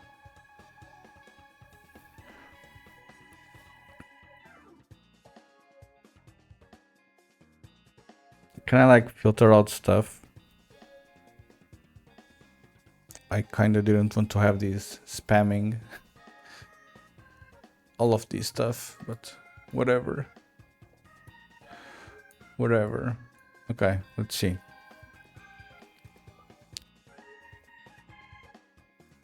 Is the unit control indirect or what's happening here? No, you actually control the units individually. I can show you. So I have this bunker here, which is my fortress or my base. When I select the fortress, you have like a list of units that you can buy. This is the amount of money that you currently have, which is 100 gold. And rifleman costs 1, medic costs 2, mortar costs 3. This is still an unbalanced, okay? But essentially, you can buy a bunch of them, okay? And then you can... Oh, okay, hold on. Because you always need to leave like one entity behind to take care of your base, you know, kinda. But yeah, you can essentially control the 3 of them individually. Or, well, as a group, you know. You can do it as a group, or you can do it individually. You can even, like, attack your own, if you want. I can show you after, hold on. Yeah, but it's essentially when you've killed the last guard of a fortress, you then can bring your own unit there, and then that fortress now belongs to you. You see? And you can also attack your own entities if you want, because whenever you kill one entity, you gain 1 gold. So you kind of want to deny enemies from killing your entity. So if you see that your own units are very low health, it's probably better if you kill them yourself, so you don't give extra gold. At first glance, it kind of looked like they would move node base between bases. No, because that was bots that were playing, you know. I wasn't playing the game. Now this is me. I don't have like any bots whatsoever in here, so I can do whatever I want. But usually I have like bots playing, which is what's happening with the video as well. But with bots, you don't actually have like visibility that much into what they are doing. You just see like them moving around doing their own stuff. But yeah, you essentially conquer bases, and whenever you have 50% plus 1, you win the game.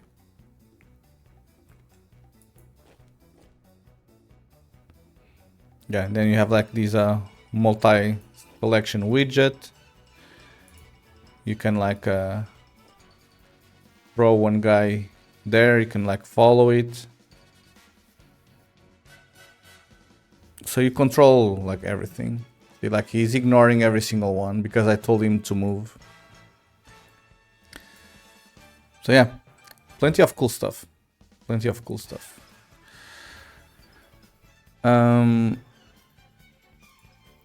So we have a Discord server and the Steam page. So if this is a game that it would interest you, you can wishlist it right now.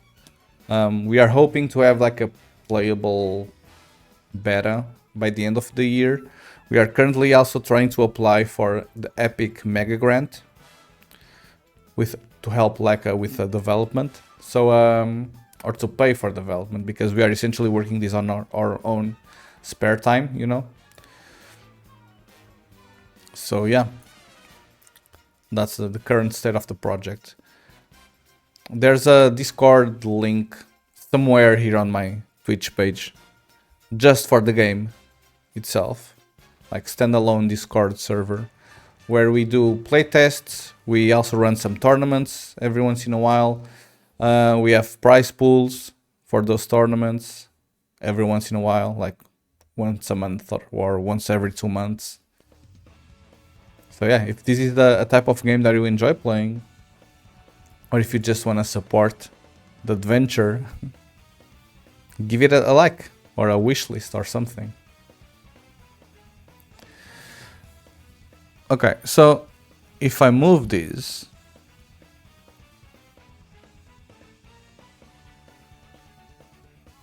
this is cool and all, and this is the coordinates. Oh, I see, because it goes to 0, 0 when you are at the edge. It doesn't go 0, 909, it goes to 0, 0.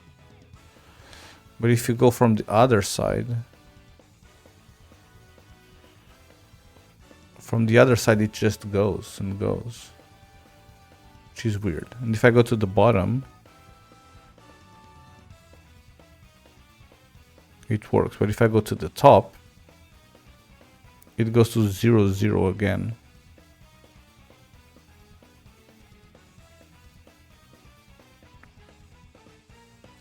I mean, it's weird, but I don't think this is something that we can control, because we are essentially grabbing the mouse position.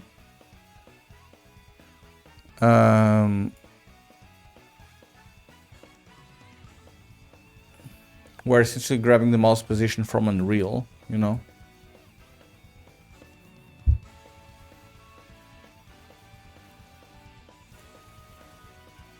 So we're getting the mouse position from the viewport client. Viewport get mouse position. Oh.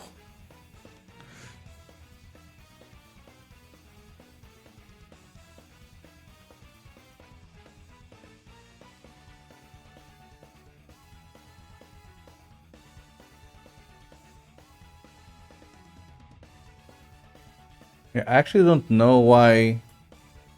Oh. Why it doesn't work from the left and from the top?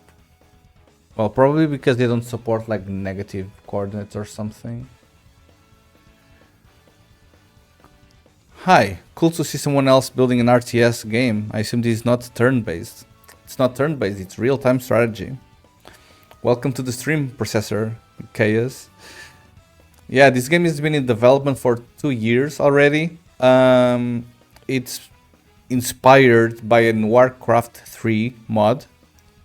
A mod that is currently 20 years old. And essentially plays like a Risk, the board game, but in real time. So we have like the European map, you know, with different bases or bunkers spread out. And you start with a couple of them, and you essentially need to conquer everything around them until you get like 50% of the entire map. Once you get 50% of it, you win. We have support for bots, if you don't have people to play with. But the idea is that we will support up to 20 players playing this at the same time. And we also have a wish list page a Steam wishlist page there if you enjoy RTS games.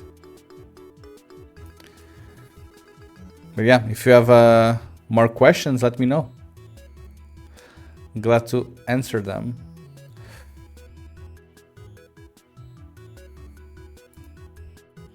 Okay, so I actually wonder if the issue why this doesn't work is because the coordinate goes to 0. Which I guess would make sense.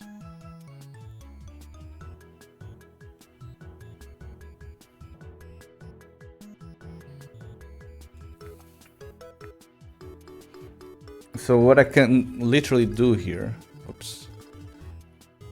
What I can literally do here is if the mouse position is 0, I return. I don't even do anything, you know.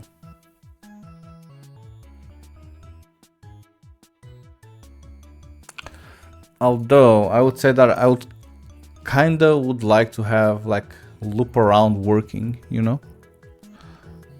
I would say that that would be cool. Like if I was clicking here, I would want to like move a ton, like wrap around it or something. But I don't know if they want this.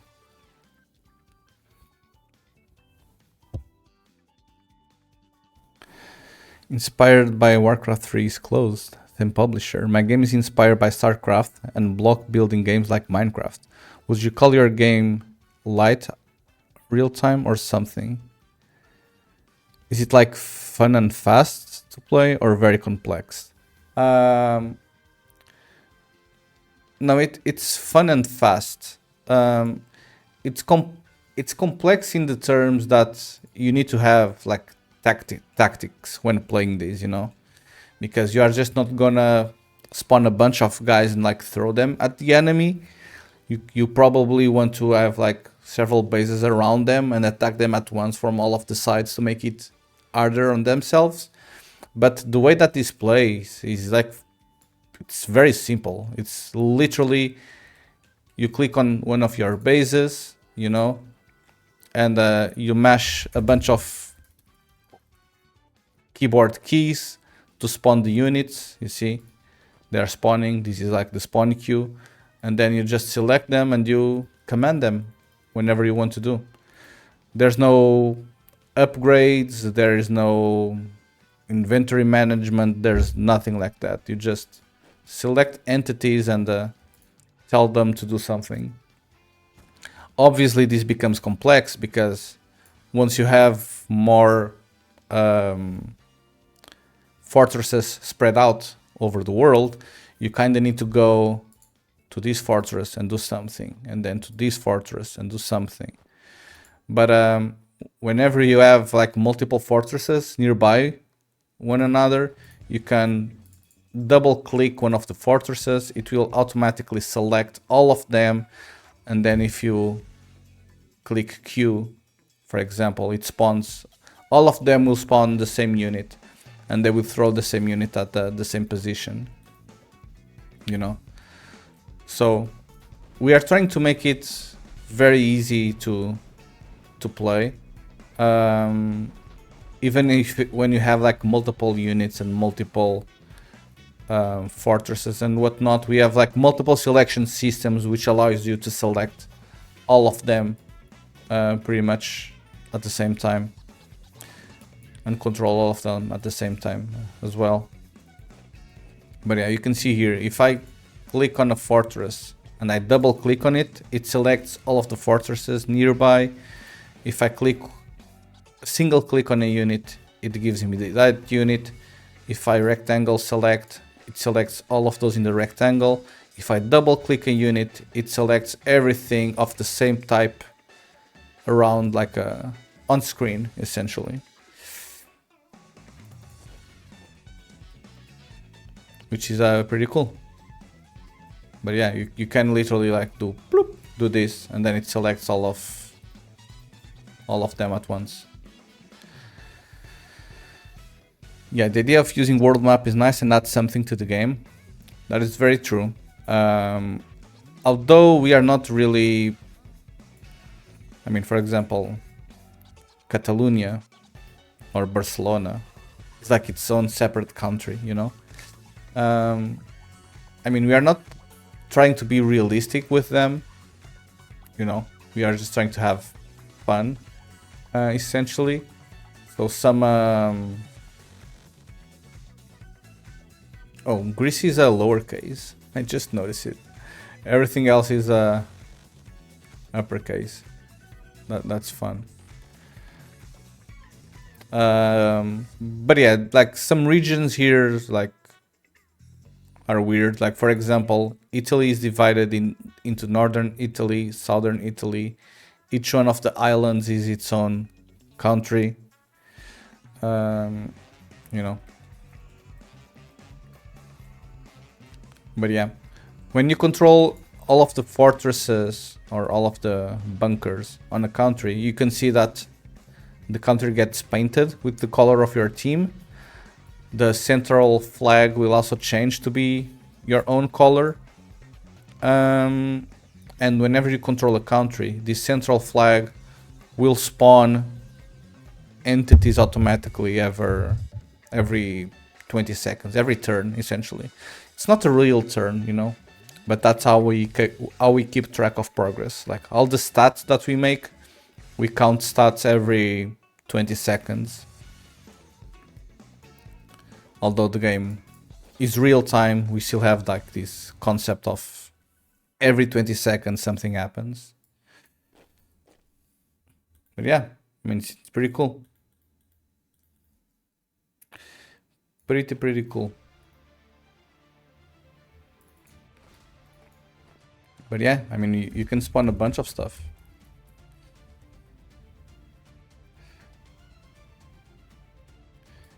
You can spawn a bunch of stuff.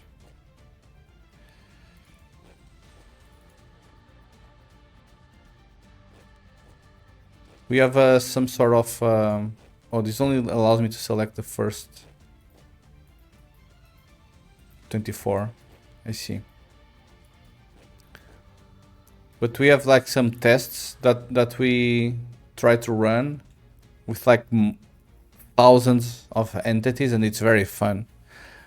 Like they all come from the same direction, but then the AI kind of starts controlling them automatically, you know? Because obviously now they are stuck, but if an enemy would approach them, they would automatically try to attack the enemy, of course. So we had like a test. I don't know if it's here on this branch or not, but we have a test where we throw like a bunch of units from a bunch of sides to the center of the map without any boundaries whatsoever. Just units from different teams to the center of the map, and then it starts creating like real cool like fractals and patterns, you know, visual patterns, because of the way that the AI prioritizes the attacks and moves them. So it always moves them like at the same direction, you know, and the same speed and all. So it always creates like a pattern that is symmetric, which is really cool, really cool.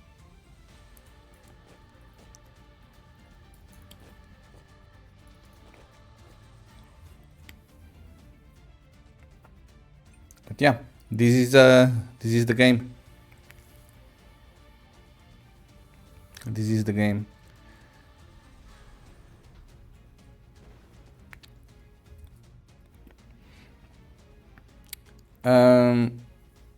Yeah, I'm not really sure what I want to do here,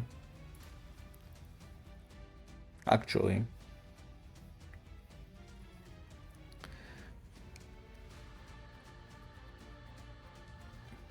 So currently the issue that I have is when I move the map with middle click, whenever I reach like the edge of the window, like it does this little jump, but it only happens on the left side and the top side, you know? So I kind of feel like that whenever that happens, I don't know, but like it doesn't happen for the right side, neither the bottom, which is weird. I kind of feel I should implement like loop around, you know. So if I am on middle click and I start, okay, imagine that I play like with a very small window, because why not? And I have like the cursor here.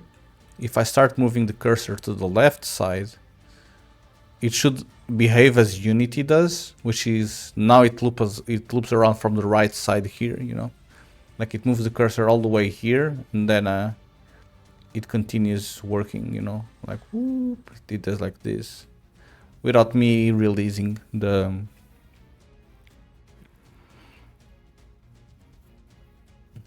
mouse. Yeah, I wonder if we should support that. That would be cool. Okay, but right now I disabled the... No, it still misbehaves. Oh, no, it's like a weird value. What the hell? It actually jumps to like infinity, or what the hell this is? It's almost zero and a giant number.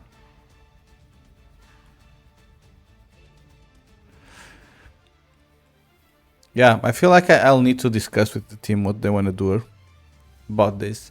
The cool thing about this project is because it's originated or inspired by a Warcraft 3 mod, the game has been playable for 20 years, you know. That's how long the mod exists.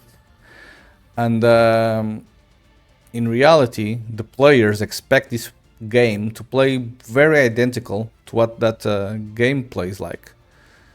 So there's not really much space for creativity, you know, because we need to implement whatever the original game does first. And besides that, whenever we want to do something, we need to actually like discuss with the team, discuss it with the players. Like whenever we want to do like something novel with the game, like for example, like this, I think this would make sense. Like clicking the mouse and then dragging it to the edge, it should like loop around so that this always moves smoothly, you know. So I wonder if I could do that.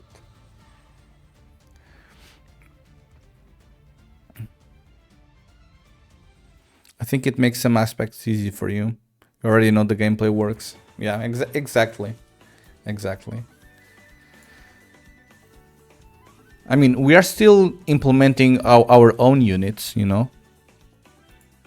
Like for example, this last week we implemented this Lancer guy, which is like a motorcycle guy with a spear, which is pretty cool.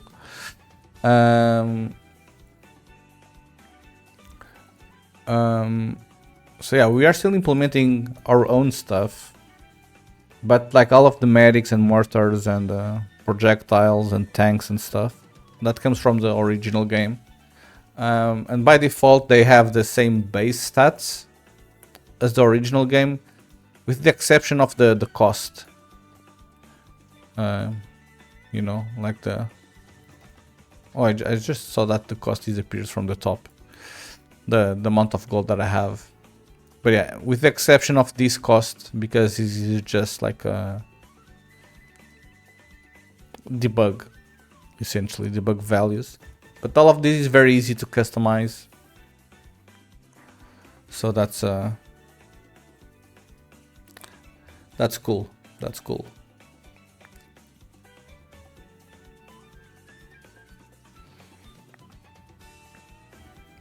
But yeah, like the assets look different. On the other game, they are fortresses. We changed it so it were like bunkers. Same thing for the water ones. The other one are like wooden ports and stuff. These are more like barricades with cannons. We might consider like implementing like submarines or something, because that would be cool. More stuff. Our terrain is destructible. So for example, imagine that you are in Romania, or yeah, you conquer Hungary and you conquer Romania, but if you want to send troops from one side to the other, you have to go like all this way around, either from the north side or from the south side. But in reality, you can attack. I think I can show you. In reality, you can attack the terrain, you know, and make a little shortcut. Like for example, if my units were here, okay, little ball, you go away. So if my units were here and I were to click Romania, you'd see that the nav mesh would give me like a path through the north, because that would be the shortest path. But one thing that we can do is that we can actually like destroy the terrain. You know, and it goes boom. Okay,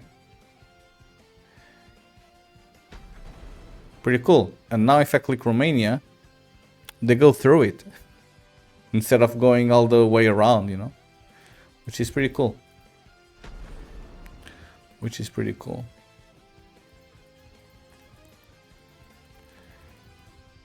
Hello.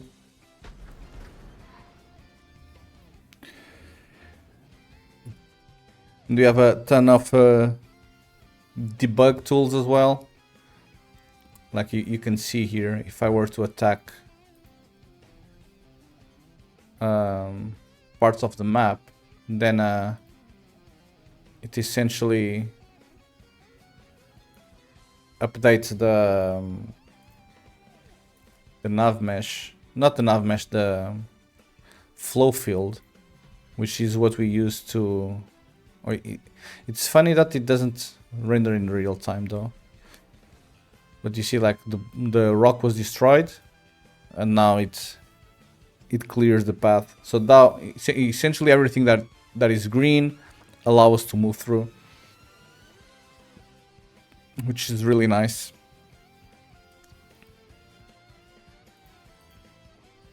So yeah, I'll need to discuss with them what they want to do in terms of with the mouse cursor stuff,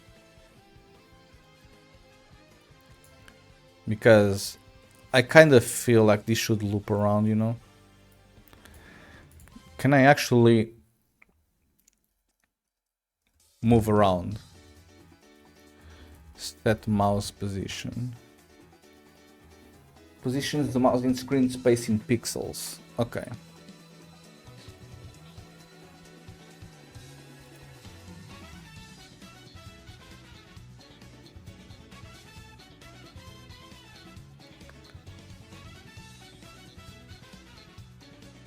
Okay, so if the mouse position is 0, this is we reached left or top edges. Okay, so we will need to check if first we reached left or if we reached the top one. And the reason or the way that we do that is, I would say, we grab the if last mouse position dot x is less than last mouse position dot y, then this is the left edge, something like this. Else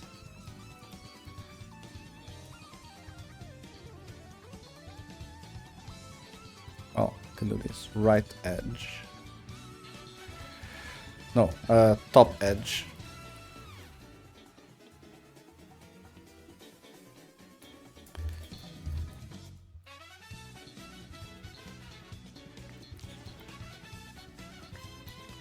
Top edge, and when I do this, so if it's this, I want to do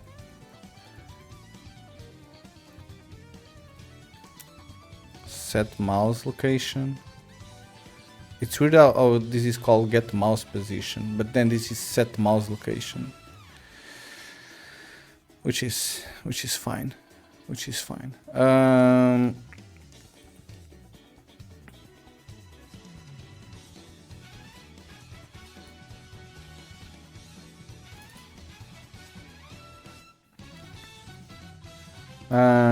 Okay, in reality here I would want to make it the right edge.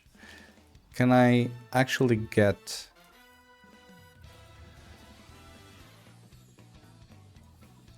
Oh, this is this player controller. Oh, I see. Can I get like the viewport size?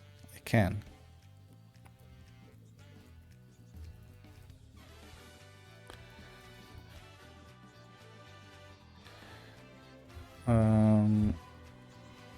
F vector 2D viewport size equals this.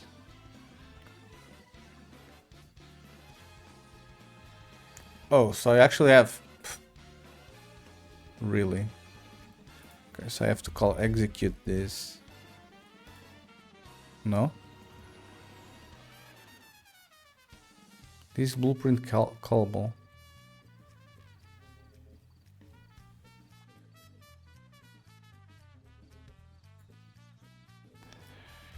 Bro.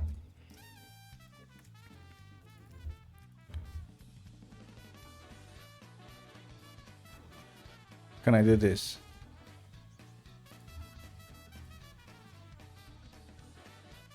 Non-const cannot bind to a type of value.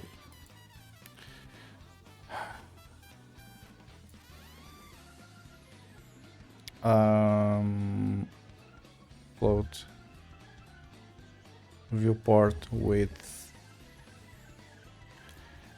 viewport height.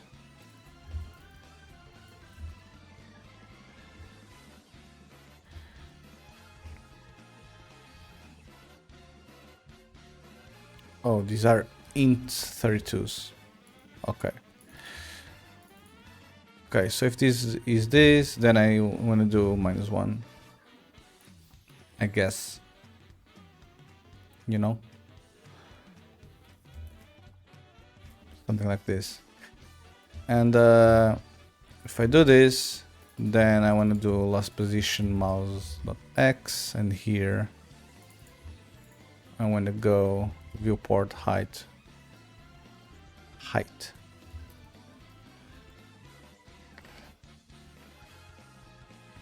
I don't know if this is going to work, by the way.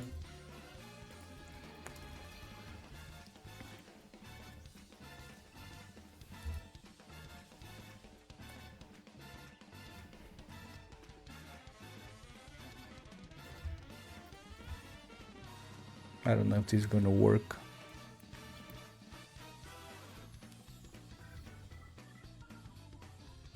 Current mouse position.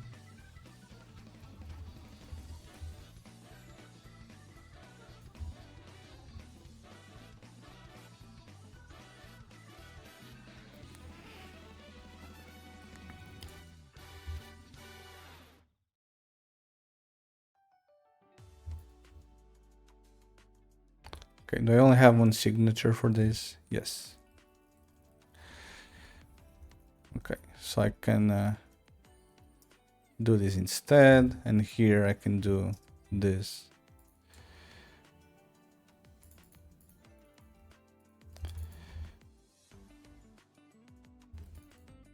I'm not sure if this is gonna work, by the way. But we'll find out.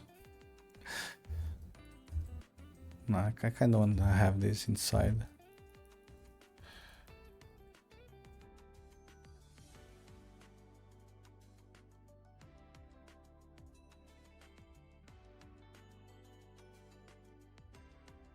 Nah, I want to have this outside.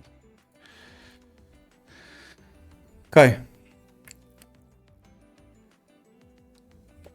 I actually don't know if this is gonna work. So my theory is that if I start moving towards the left edge, whenever I reach the left edge, it's like teleports me to the right one. So if I can like essentially do like an infinite movement towards the left edge forever. I don't know if it's gonna work though.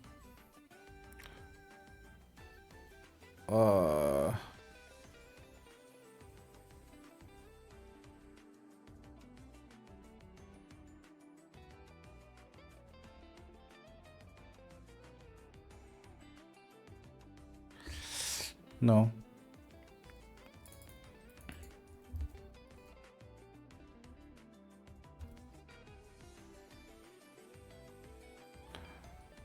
Okay, I can probably do this.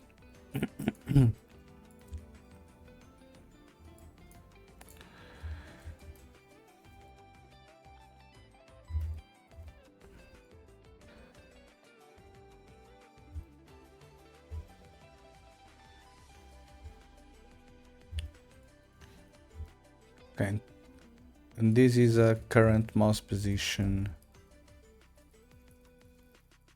dot y equals 0. Top edge if. Okay, let's compile this.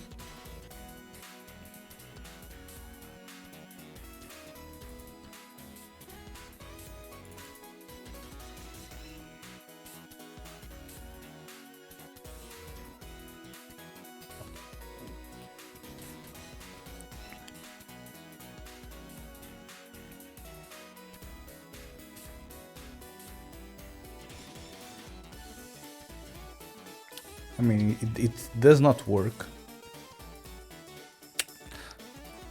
So I don't know what to do with that information. It just doesn't. Am I attached? I am.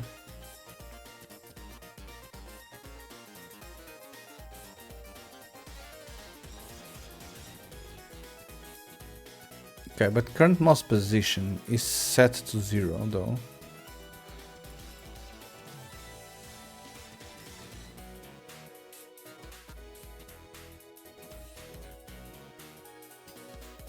So I don't really know why this doesn't stop here. Like it's logging. Yeah. I need to restart this entire thing. It refuses to take my changes.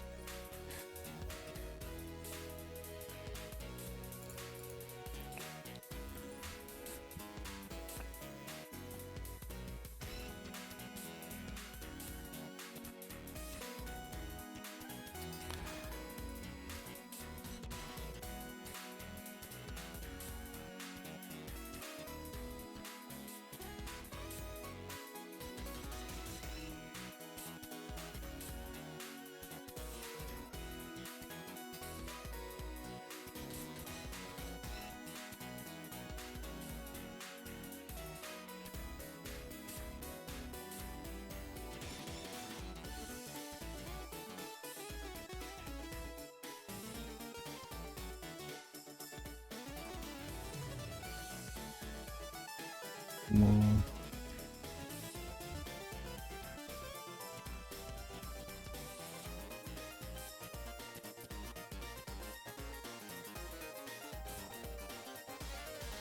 Okay, let's see how this goes now.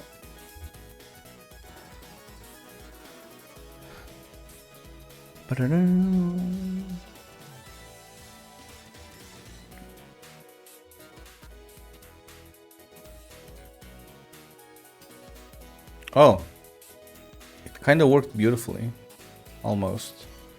Like if I move slowly, it works, you know?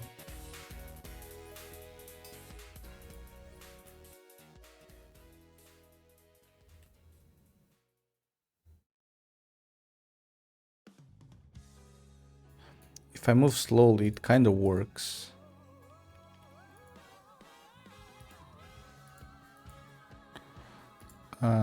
Touch.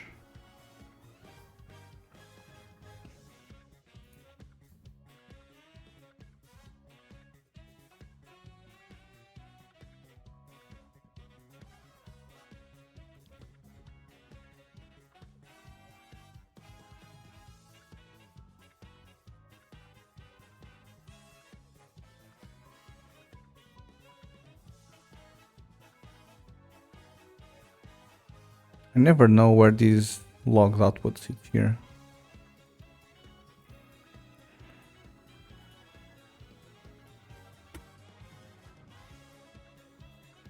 See, like now it's logging 0.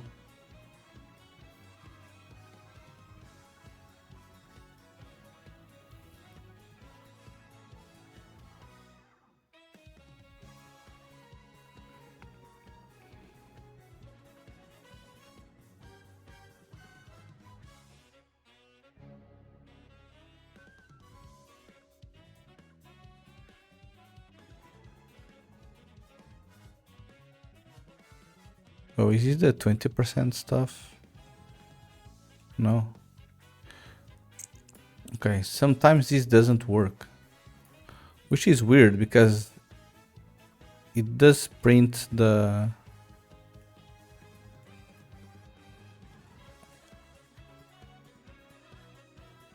Yeah, now it worked. Now it worked. Now it worked. But then sometimes it doesn't.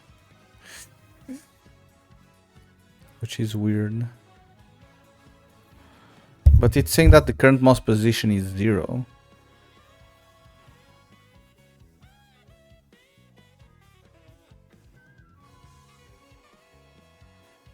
I wonder if it's not like perfectly 0, you know?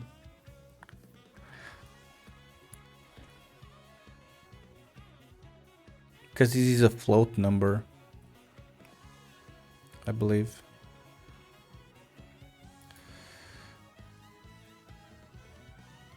Or a double.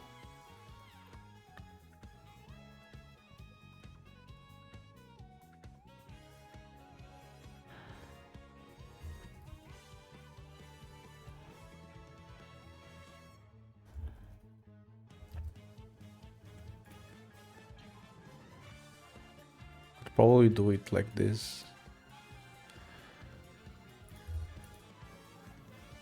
I mean, this should work.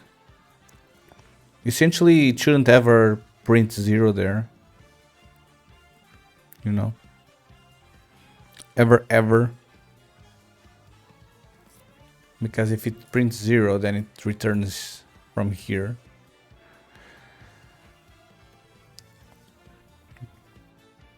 So, I don't know what's going on there. But it kind of worked. Which is cool.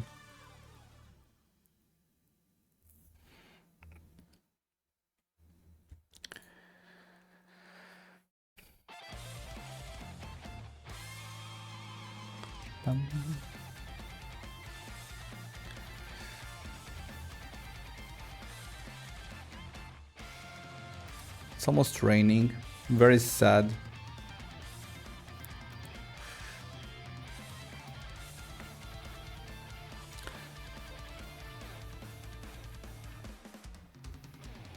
Yeah, like these worked beautifully.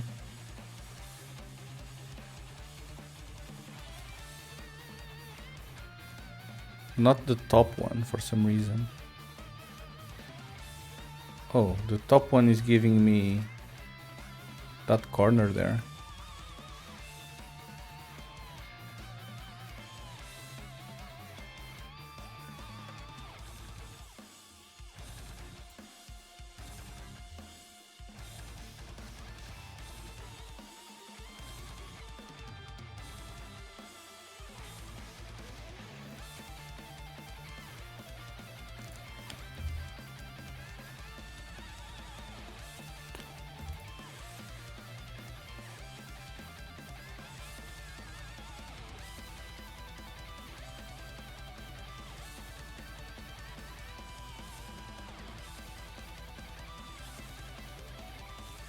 Port width,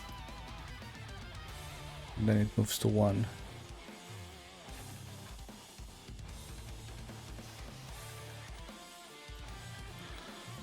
Okay, so this should make it go both sides. Right edge.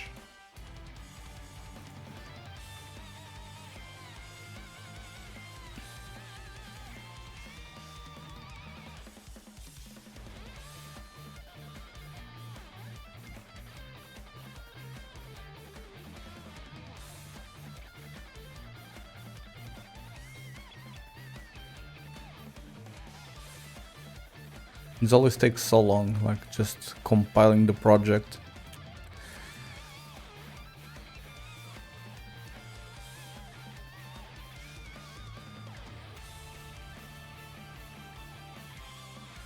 Okay.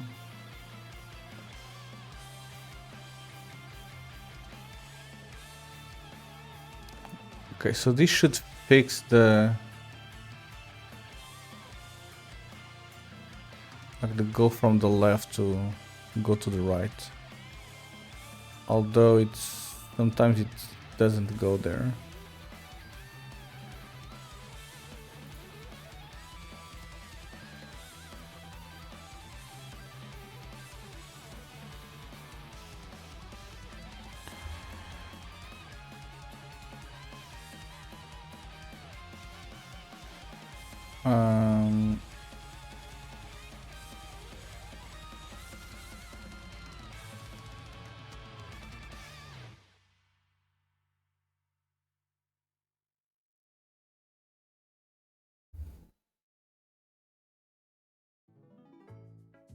Okay, let's try this again. Now I'm essentially just playing with like padding, essentially. Because apparently just a 1 pixel radius is not enough. It needs to be like 5 pixels or something. So that when I move it, I don't actually move it like right at the edge pixel. I need to give it like a little bit more of leeway, you know. Pum, pum, pum, pum, pum.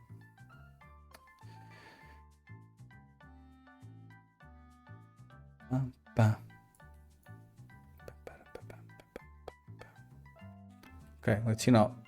So if I move to the left, it bloop, it works. Bloop. Where is my mouse cursor? Help. I kinda lost it.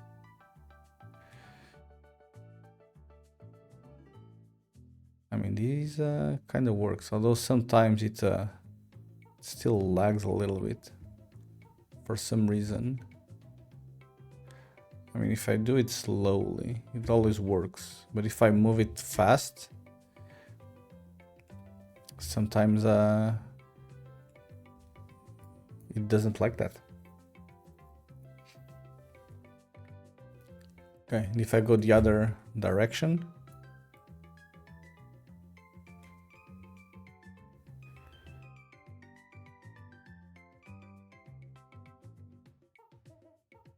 oh no, I lost the cursor again. Oh no, it's there.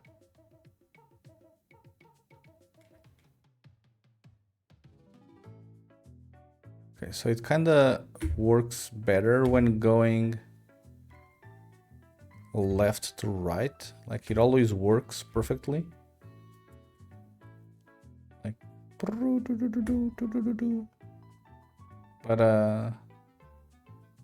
going from left to right or from right to left,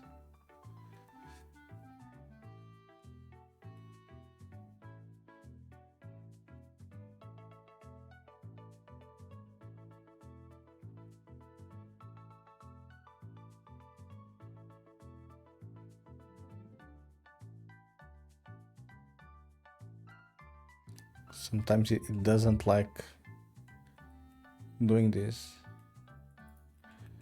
I don't know why.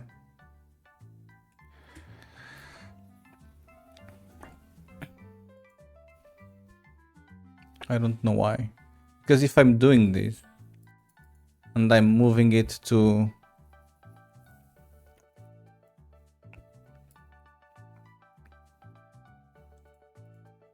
I mean, maybe I need to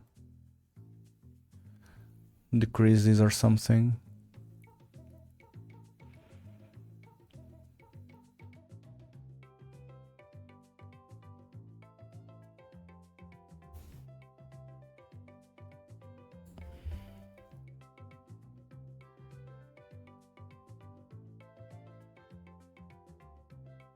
Maybe. Okay, let's try again. But yeah, left to right always works. So when you exit through the right edge, it works beautifully.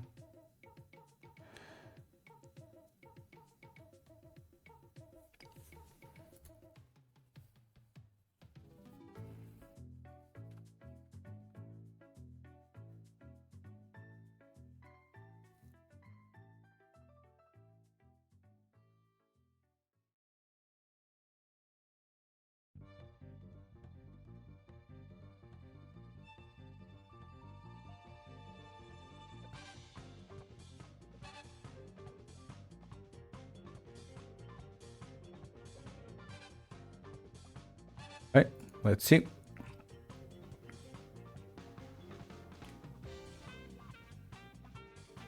No, I mean, sometimes it still fails for some reason.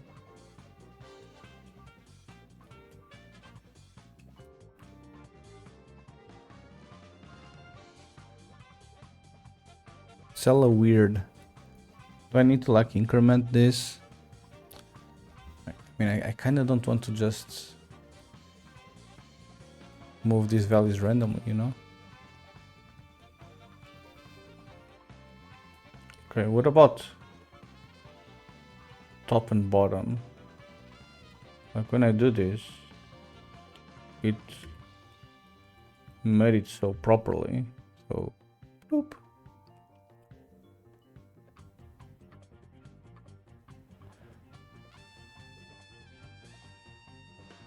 But then sometimes it behaves weirdly.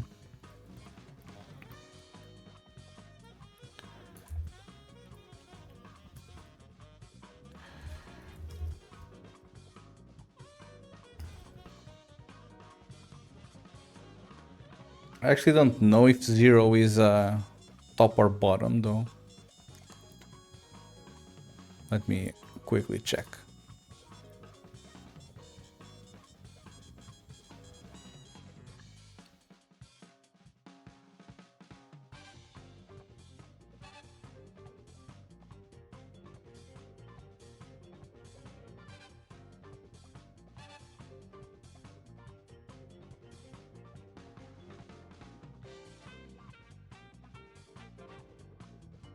Okay, so if I go from the top,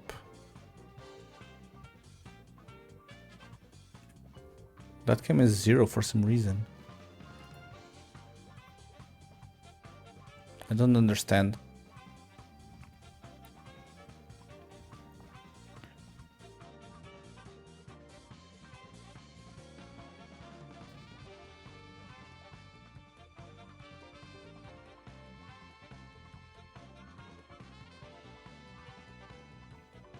I feel like this get mouse position is probably not the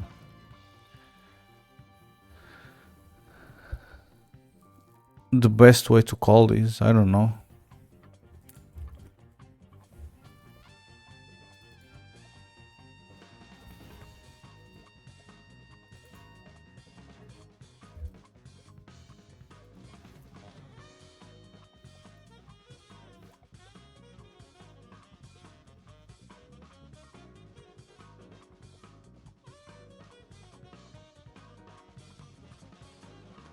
Okay, in any case,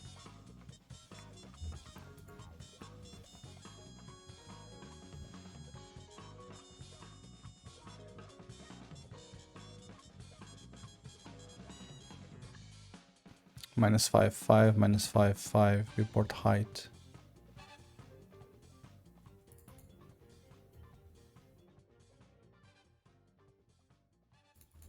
But I mean, I only set it here.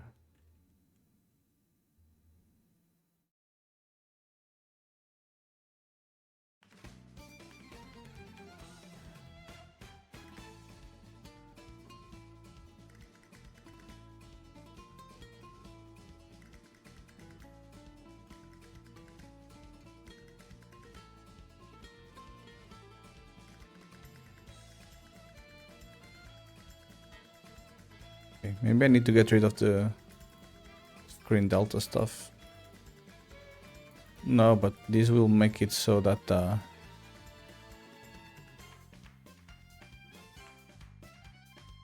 No, this is not gonna work.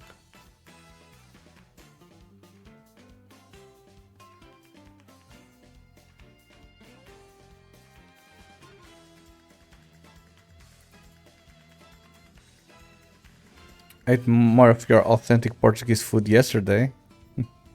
Barbecued chicken with spicy sauce slopped all over it. That does sound Portuguese. That does sound Portuguese indeed.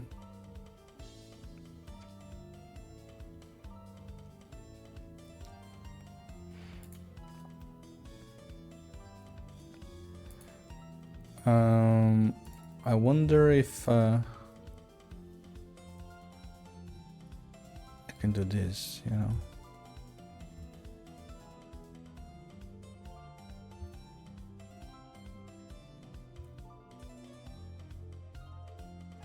Yeah, I'm trying to get rid of this like jittering on the loop around. And also sometimes it jumps like to a weird position. Which I don't know how I feel like about it.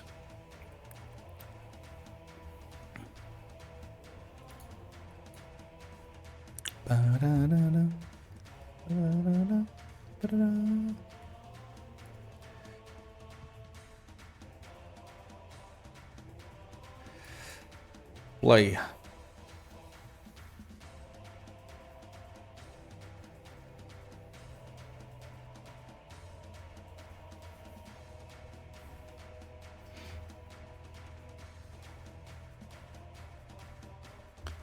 Okay, so if I middle click and drag, okay, now the camera, see, like sometimes it like jitters. They're at the edge. I don't really know what to do about it. It mostly happens when I do this like very fast for some reason.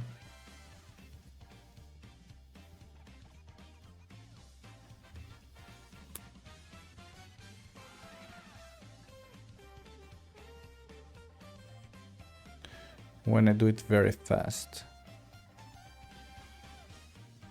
Oh, is it because when I do it very fast I'm landing at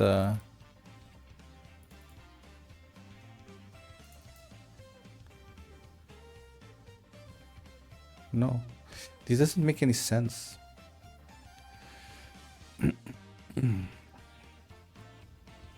This doesn't make any sense whatsoever. Like if I'm moving the mouse left, you know, if I move it slowly, it works. Okay, let me do it here. If I move it slowly, it works. But if I move it fast, it doesn't. Why?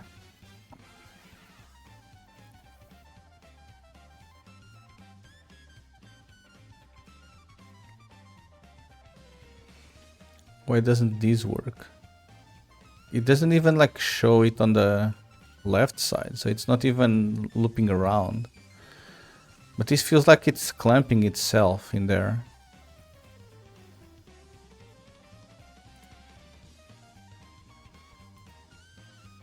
So I legit wonder if I need to like throw it even more away.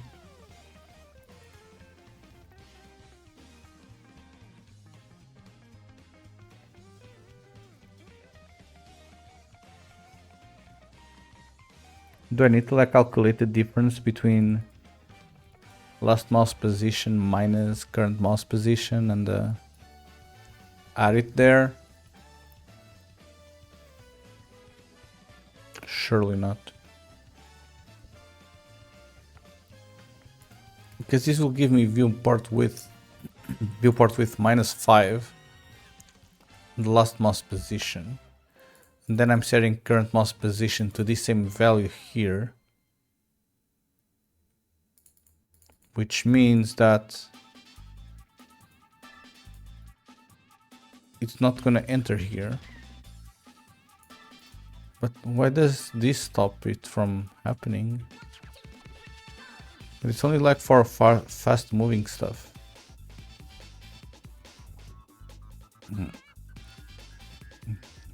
It's only for fast moving stuff, which is weird. And same thing here, like if I go top to bottom, like sometimes it I don't know, this is kind of working now. So top to bottom always works.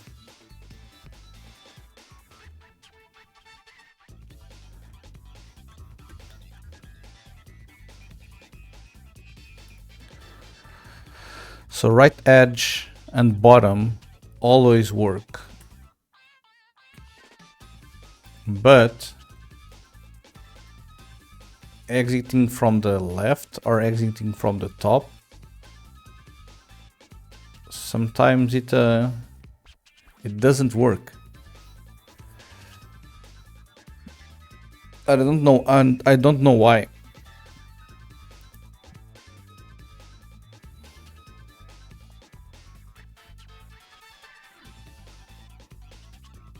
Because I'm kind of scared that this is an issue with Unreal and not me. But I don't really know how to fix for this, you know? Because when I exit from the top, see that how the cursor now is on the bottom left? Like, why didn't it keep the same X coordinate, you know? It's freaking weird.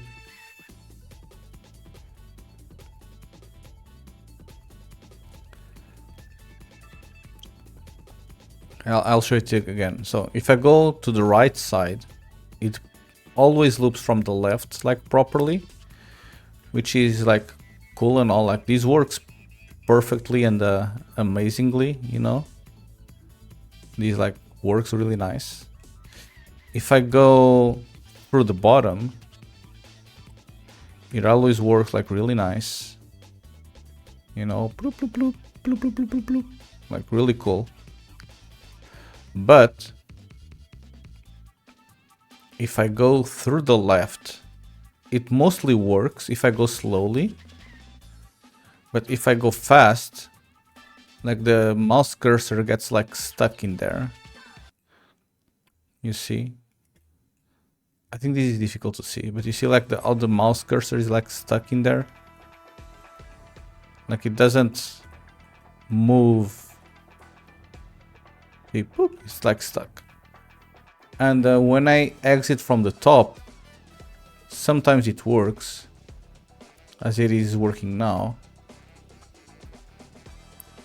But now the cursor moved there. Why?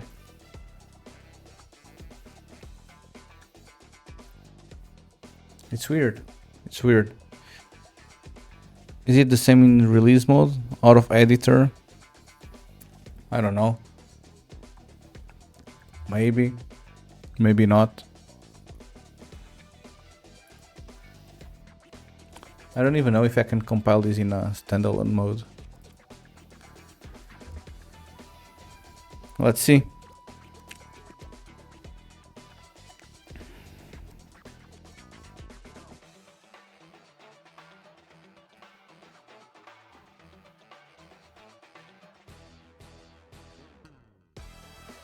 Well, whatever happened, this doesn't enjoy being launched. Oh, here it is. Okay. 9, 8, 7, 6, 5, 4, 3, 2, 1, go. Pyong, pyong, pyong, pyong. Okay, so let me see. If I go from the bottom, I mean, it works. If I go from the right side, it works. If I go from the left side, it also works. If I go from the top, opa. Okay, from the top I need to be here. I go from the top. No, from the top sometimes it like messes up. See, like I'm going from the top and then it appears here on that corner.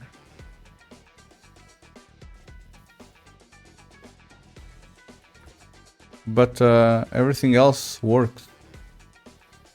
Just the top one is janky. What about your mouse software? Are you using that? I am. But it should only go there when I go through the left, not from the top. So I don't think it should impact as much. I mean, I can try. I highly doubt that is the issue though.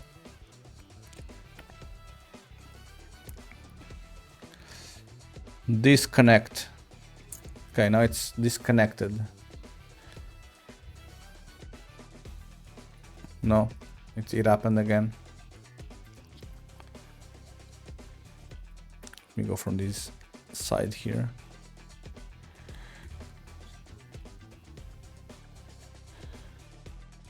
Yeah, like it goes to the left side for some reason. Yeah.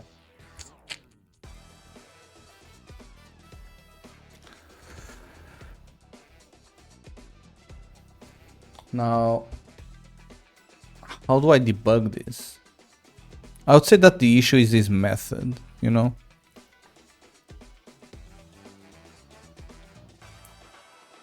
I wonder if there's like a better way for me to get the mouse cursor. Mouse loop around Unreal Engine.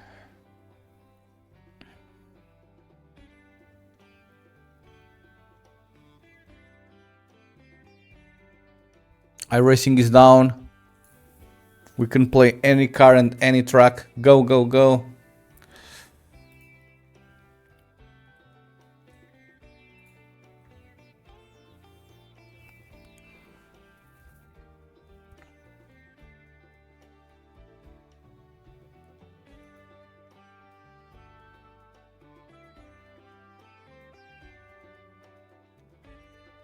Status. Demo drive, yes.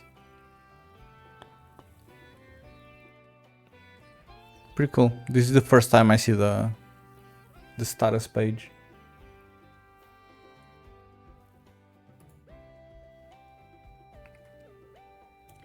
Demo drive available.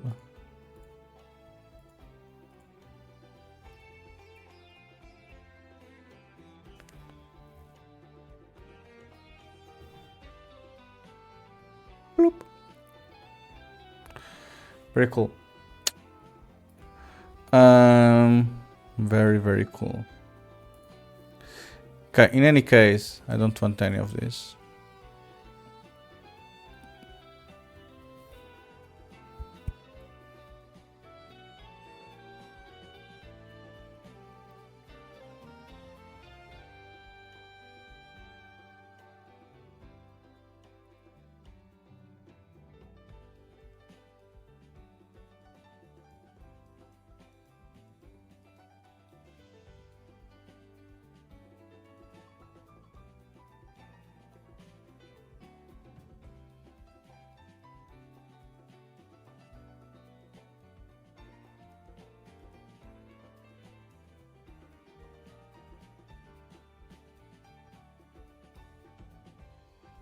I don't actually know how to fix this.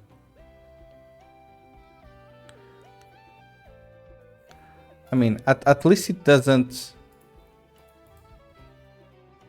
Like, it's not as if it made this impossible to use, okay? Like, this still works.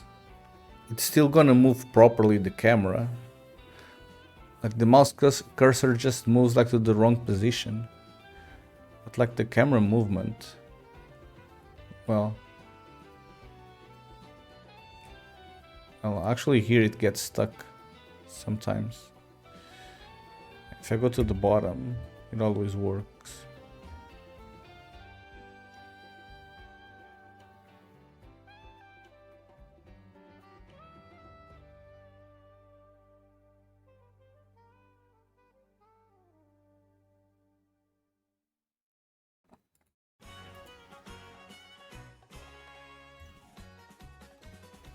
It's weird. It's weird. Yeah, I think I'll commit what I have now.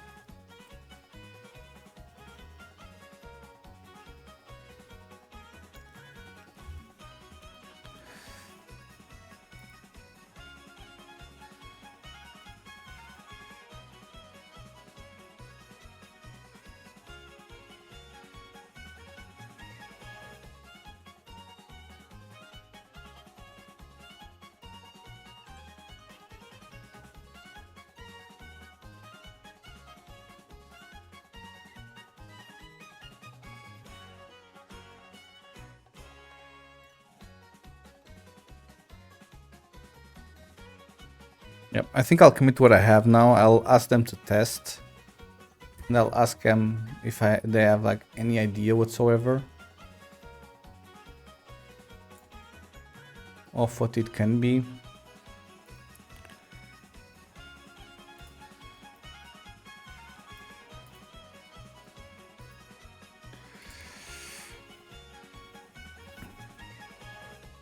Loop around, mouse cursor on edges. When moving map. When middle. Click dragging.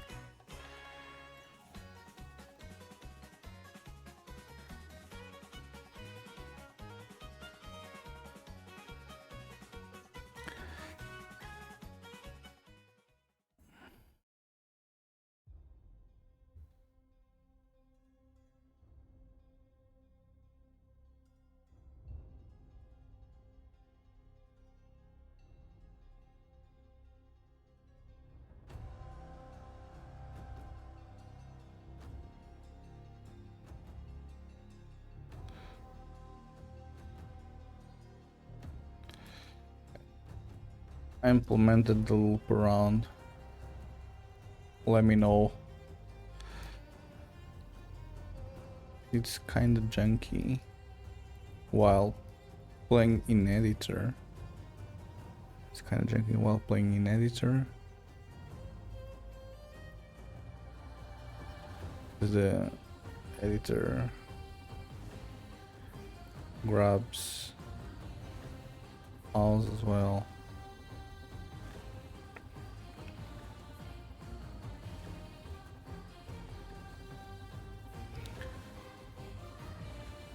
It's a little junky sometimes.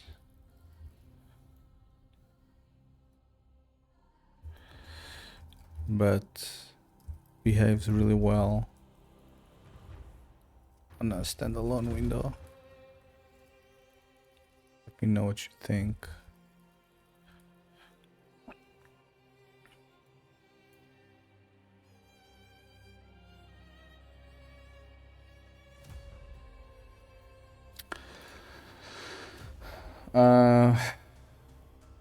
I don't know. 1 hour.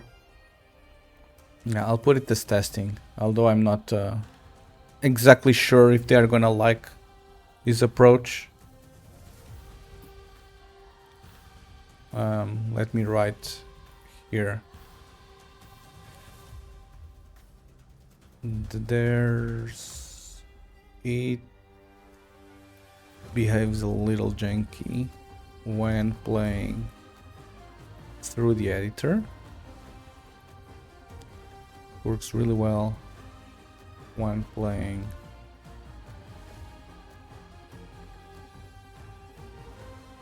full screen.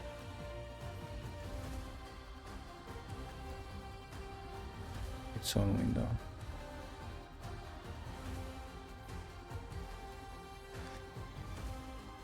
Or on its own window.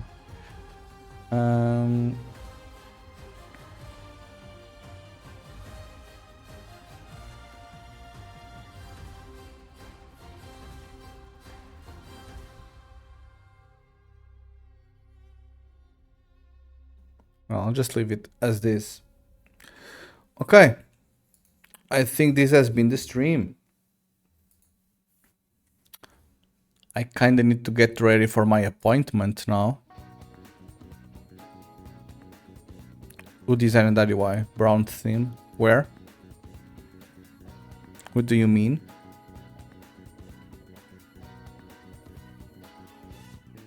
Do you mean GitHub or this? The issue tracker? I don't know. This is Action Plan. This already exists, you know?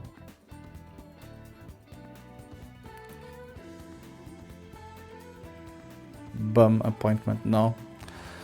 I'm hopefully collecting my unemployment benefits, you know? I'm only gonna register for unemployment benefits today.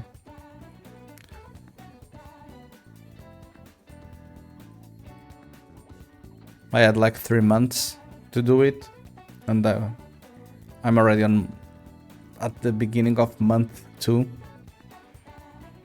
And if I don't collect it until then I lose the right to it, so kinda have to get it done and out of the way. It's part of life. I'm really looking forward to this task.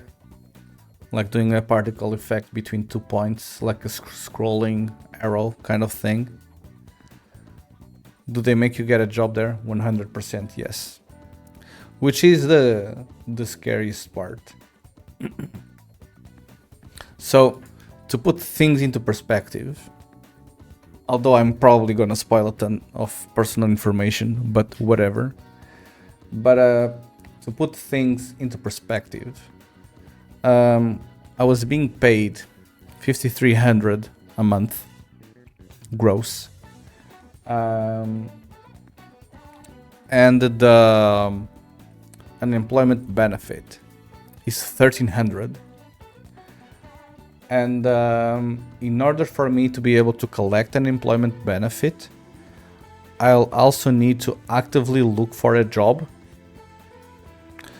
But they will also look for a job for me. And they will find me like interviews to go and attend. The issue is, if I am the one searching, then it's fine. I do have a preference for working remotely. I have a preference for working for foreign companies. That's my preference. Like, I want to stay at home, have a good salary, don't spend time with transportation because that freaking sucks, like commuting. Commuting is terrible. So if I am allowed to be under control, which I think I might have, as long as I make proof, as long as I'm able to prove that I'm actively searching for a job, you know, I think they won't be too stubborn about it. But if they consider that I'm not doing enough, then they will try to help me. And by trying to help me, it essentially means that any job position whatsoever, anything goes, that pays me 10% above this, I'm obliged to take.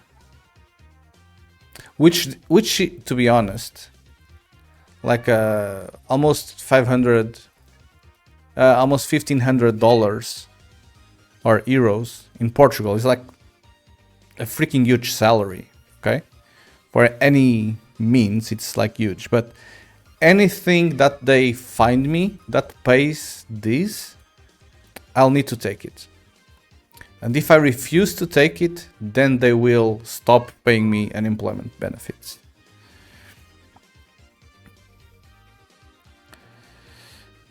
You know, so that's the scary part, because essentially what might happen.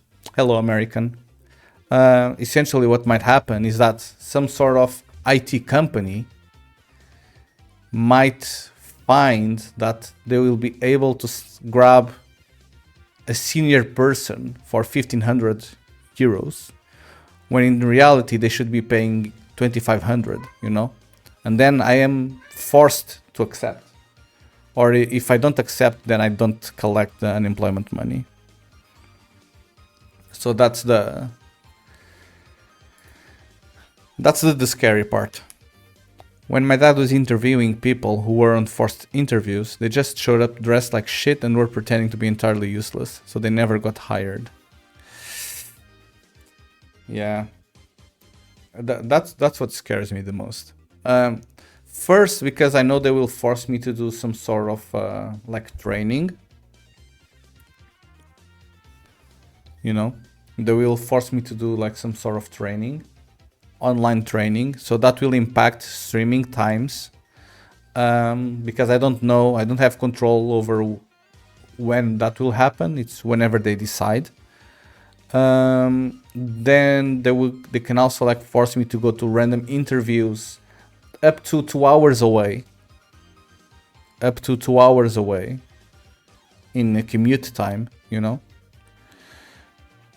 So yeah, I'm slightly scared. Although, if things start going south, I will just stop getting paid. I'm not taking any of those jobs. So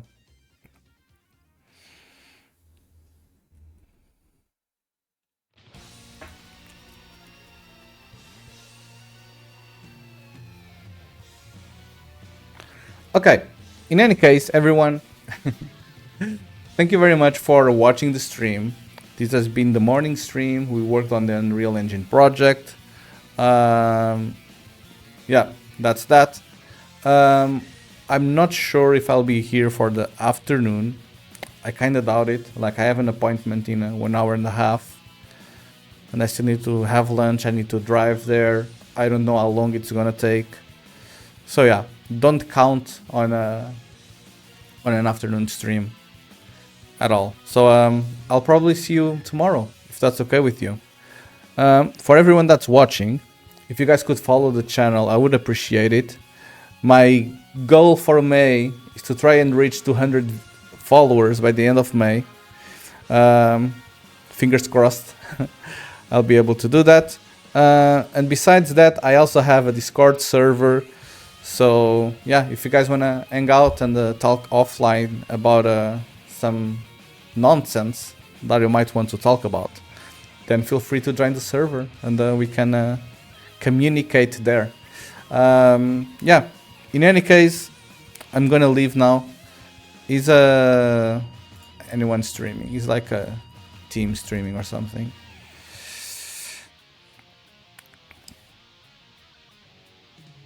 No. Okay. So yeah, I'll get going. Essentially, I'll get going.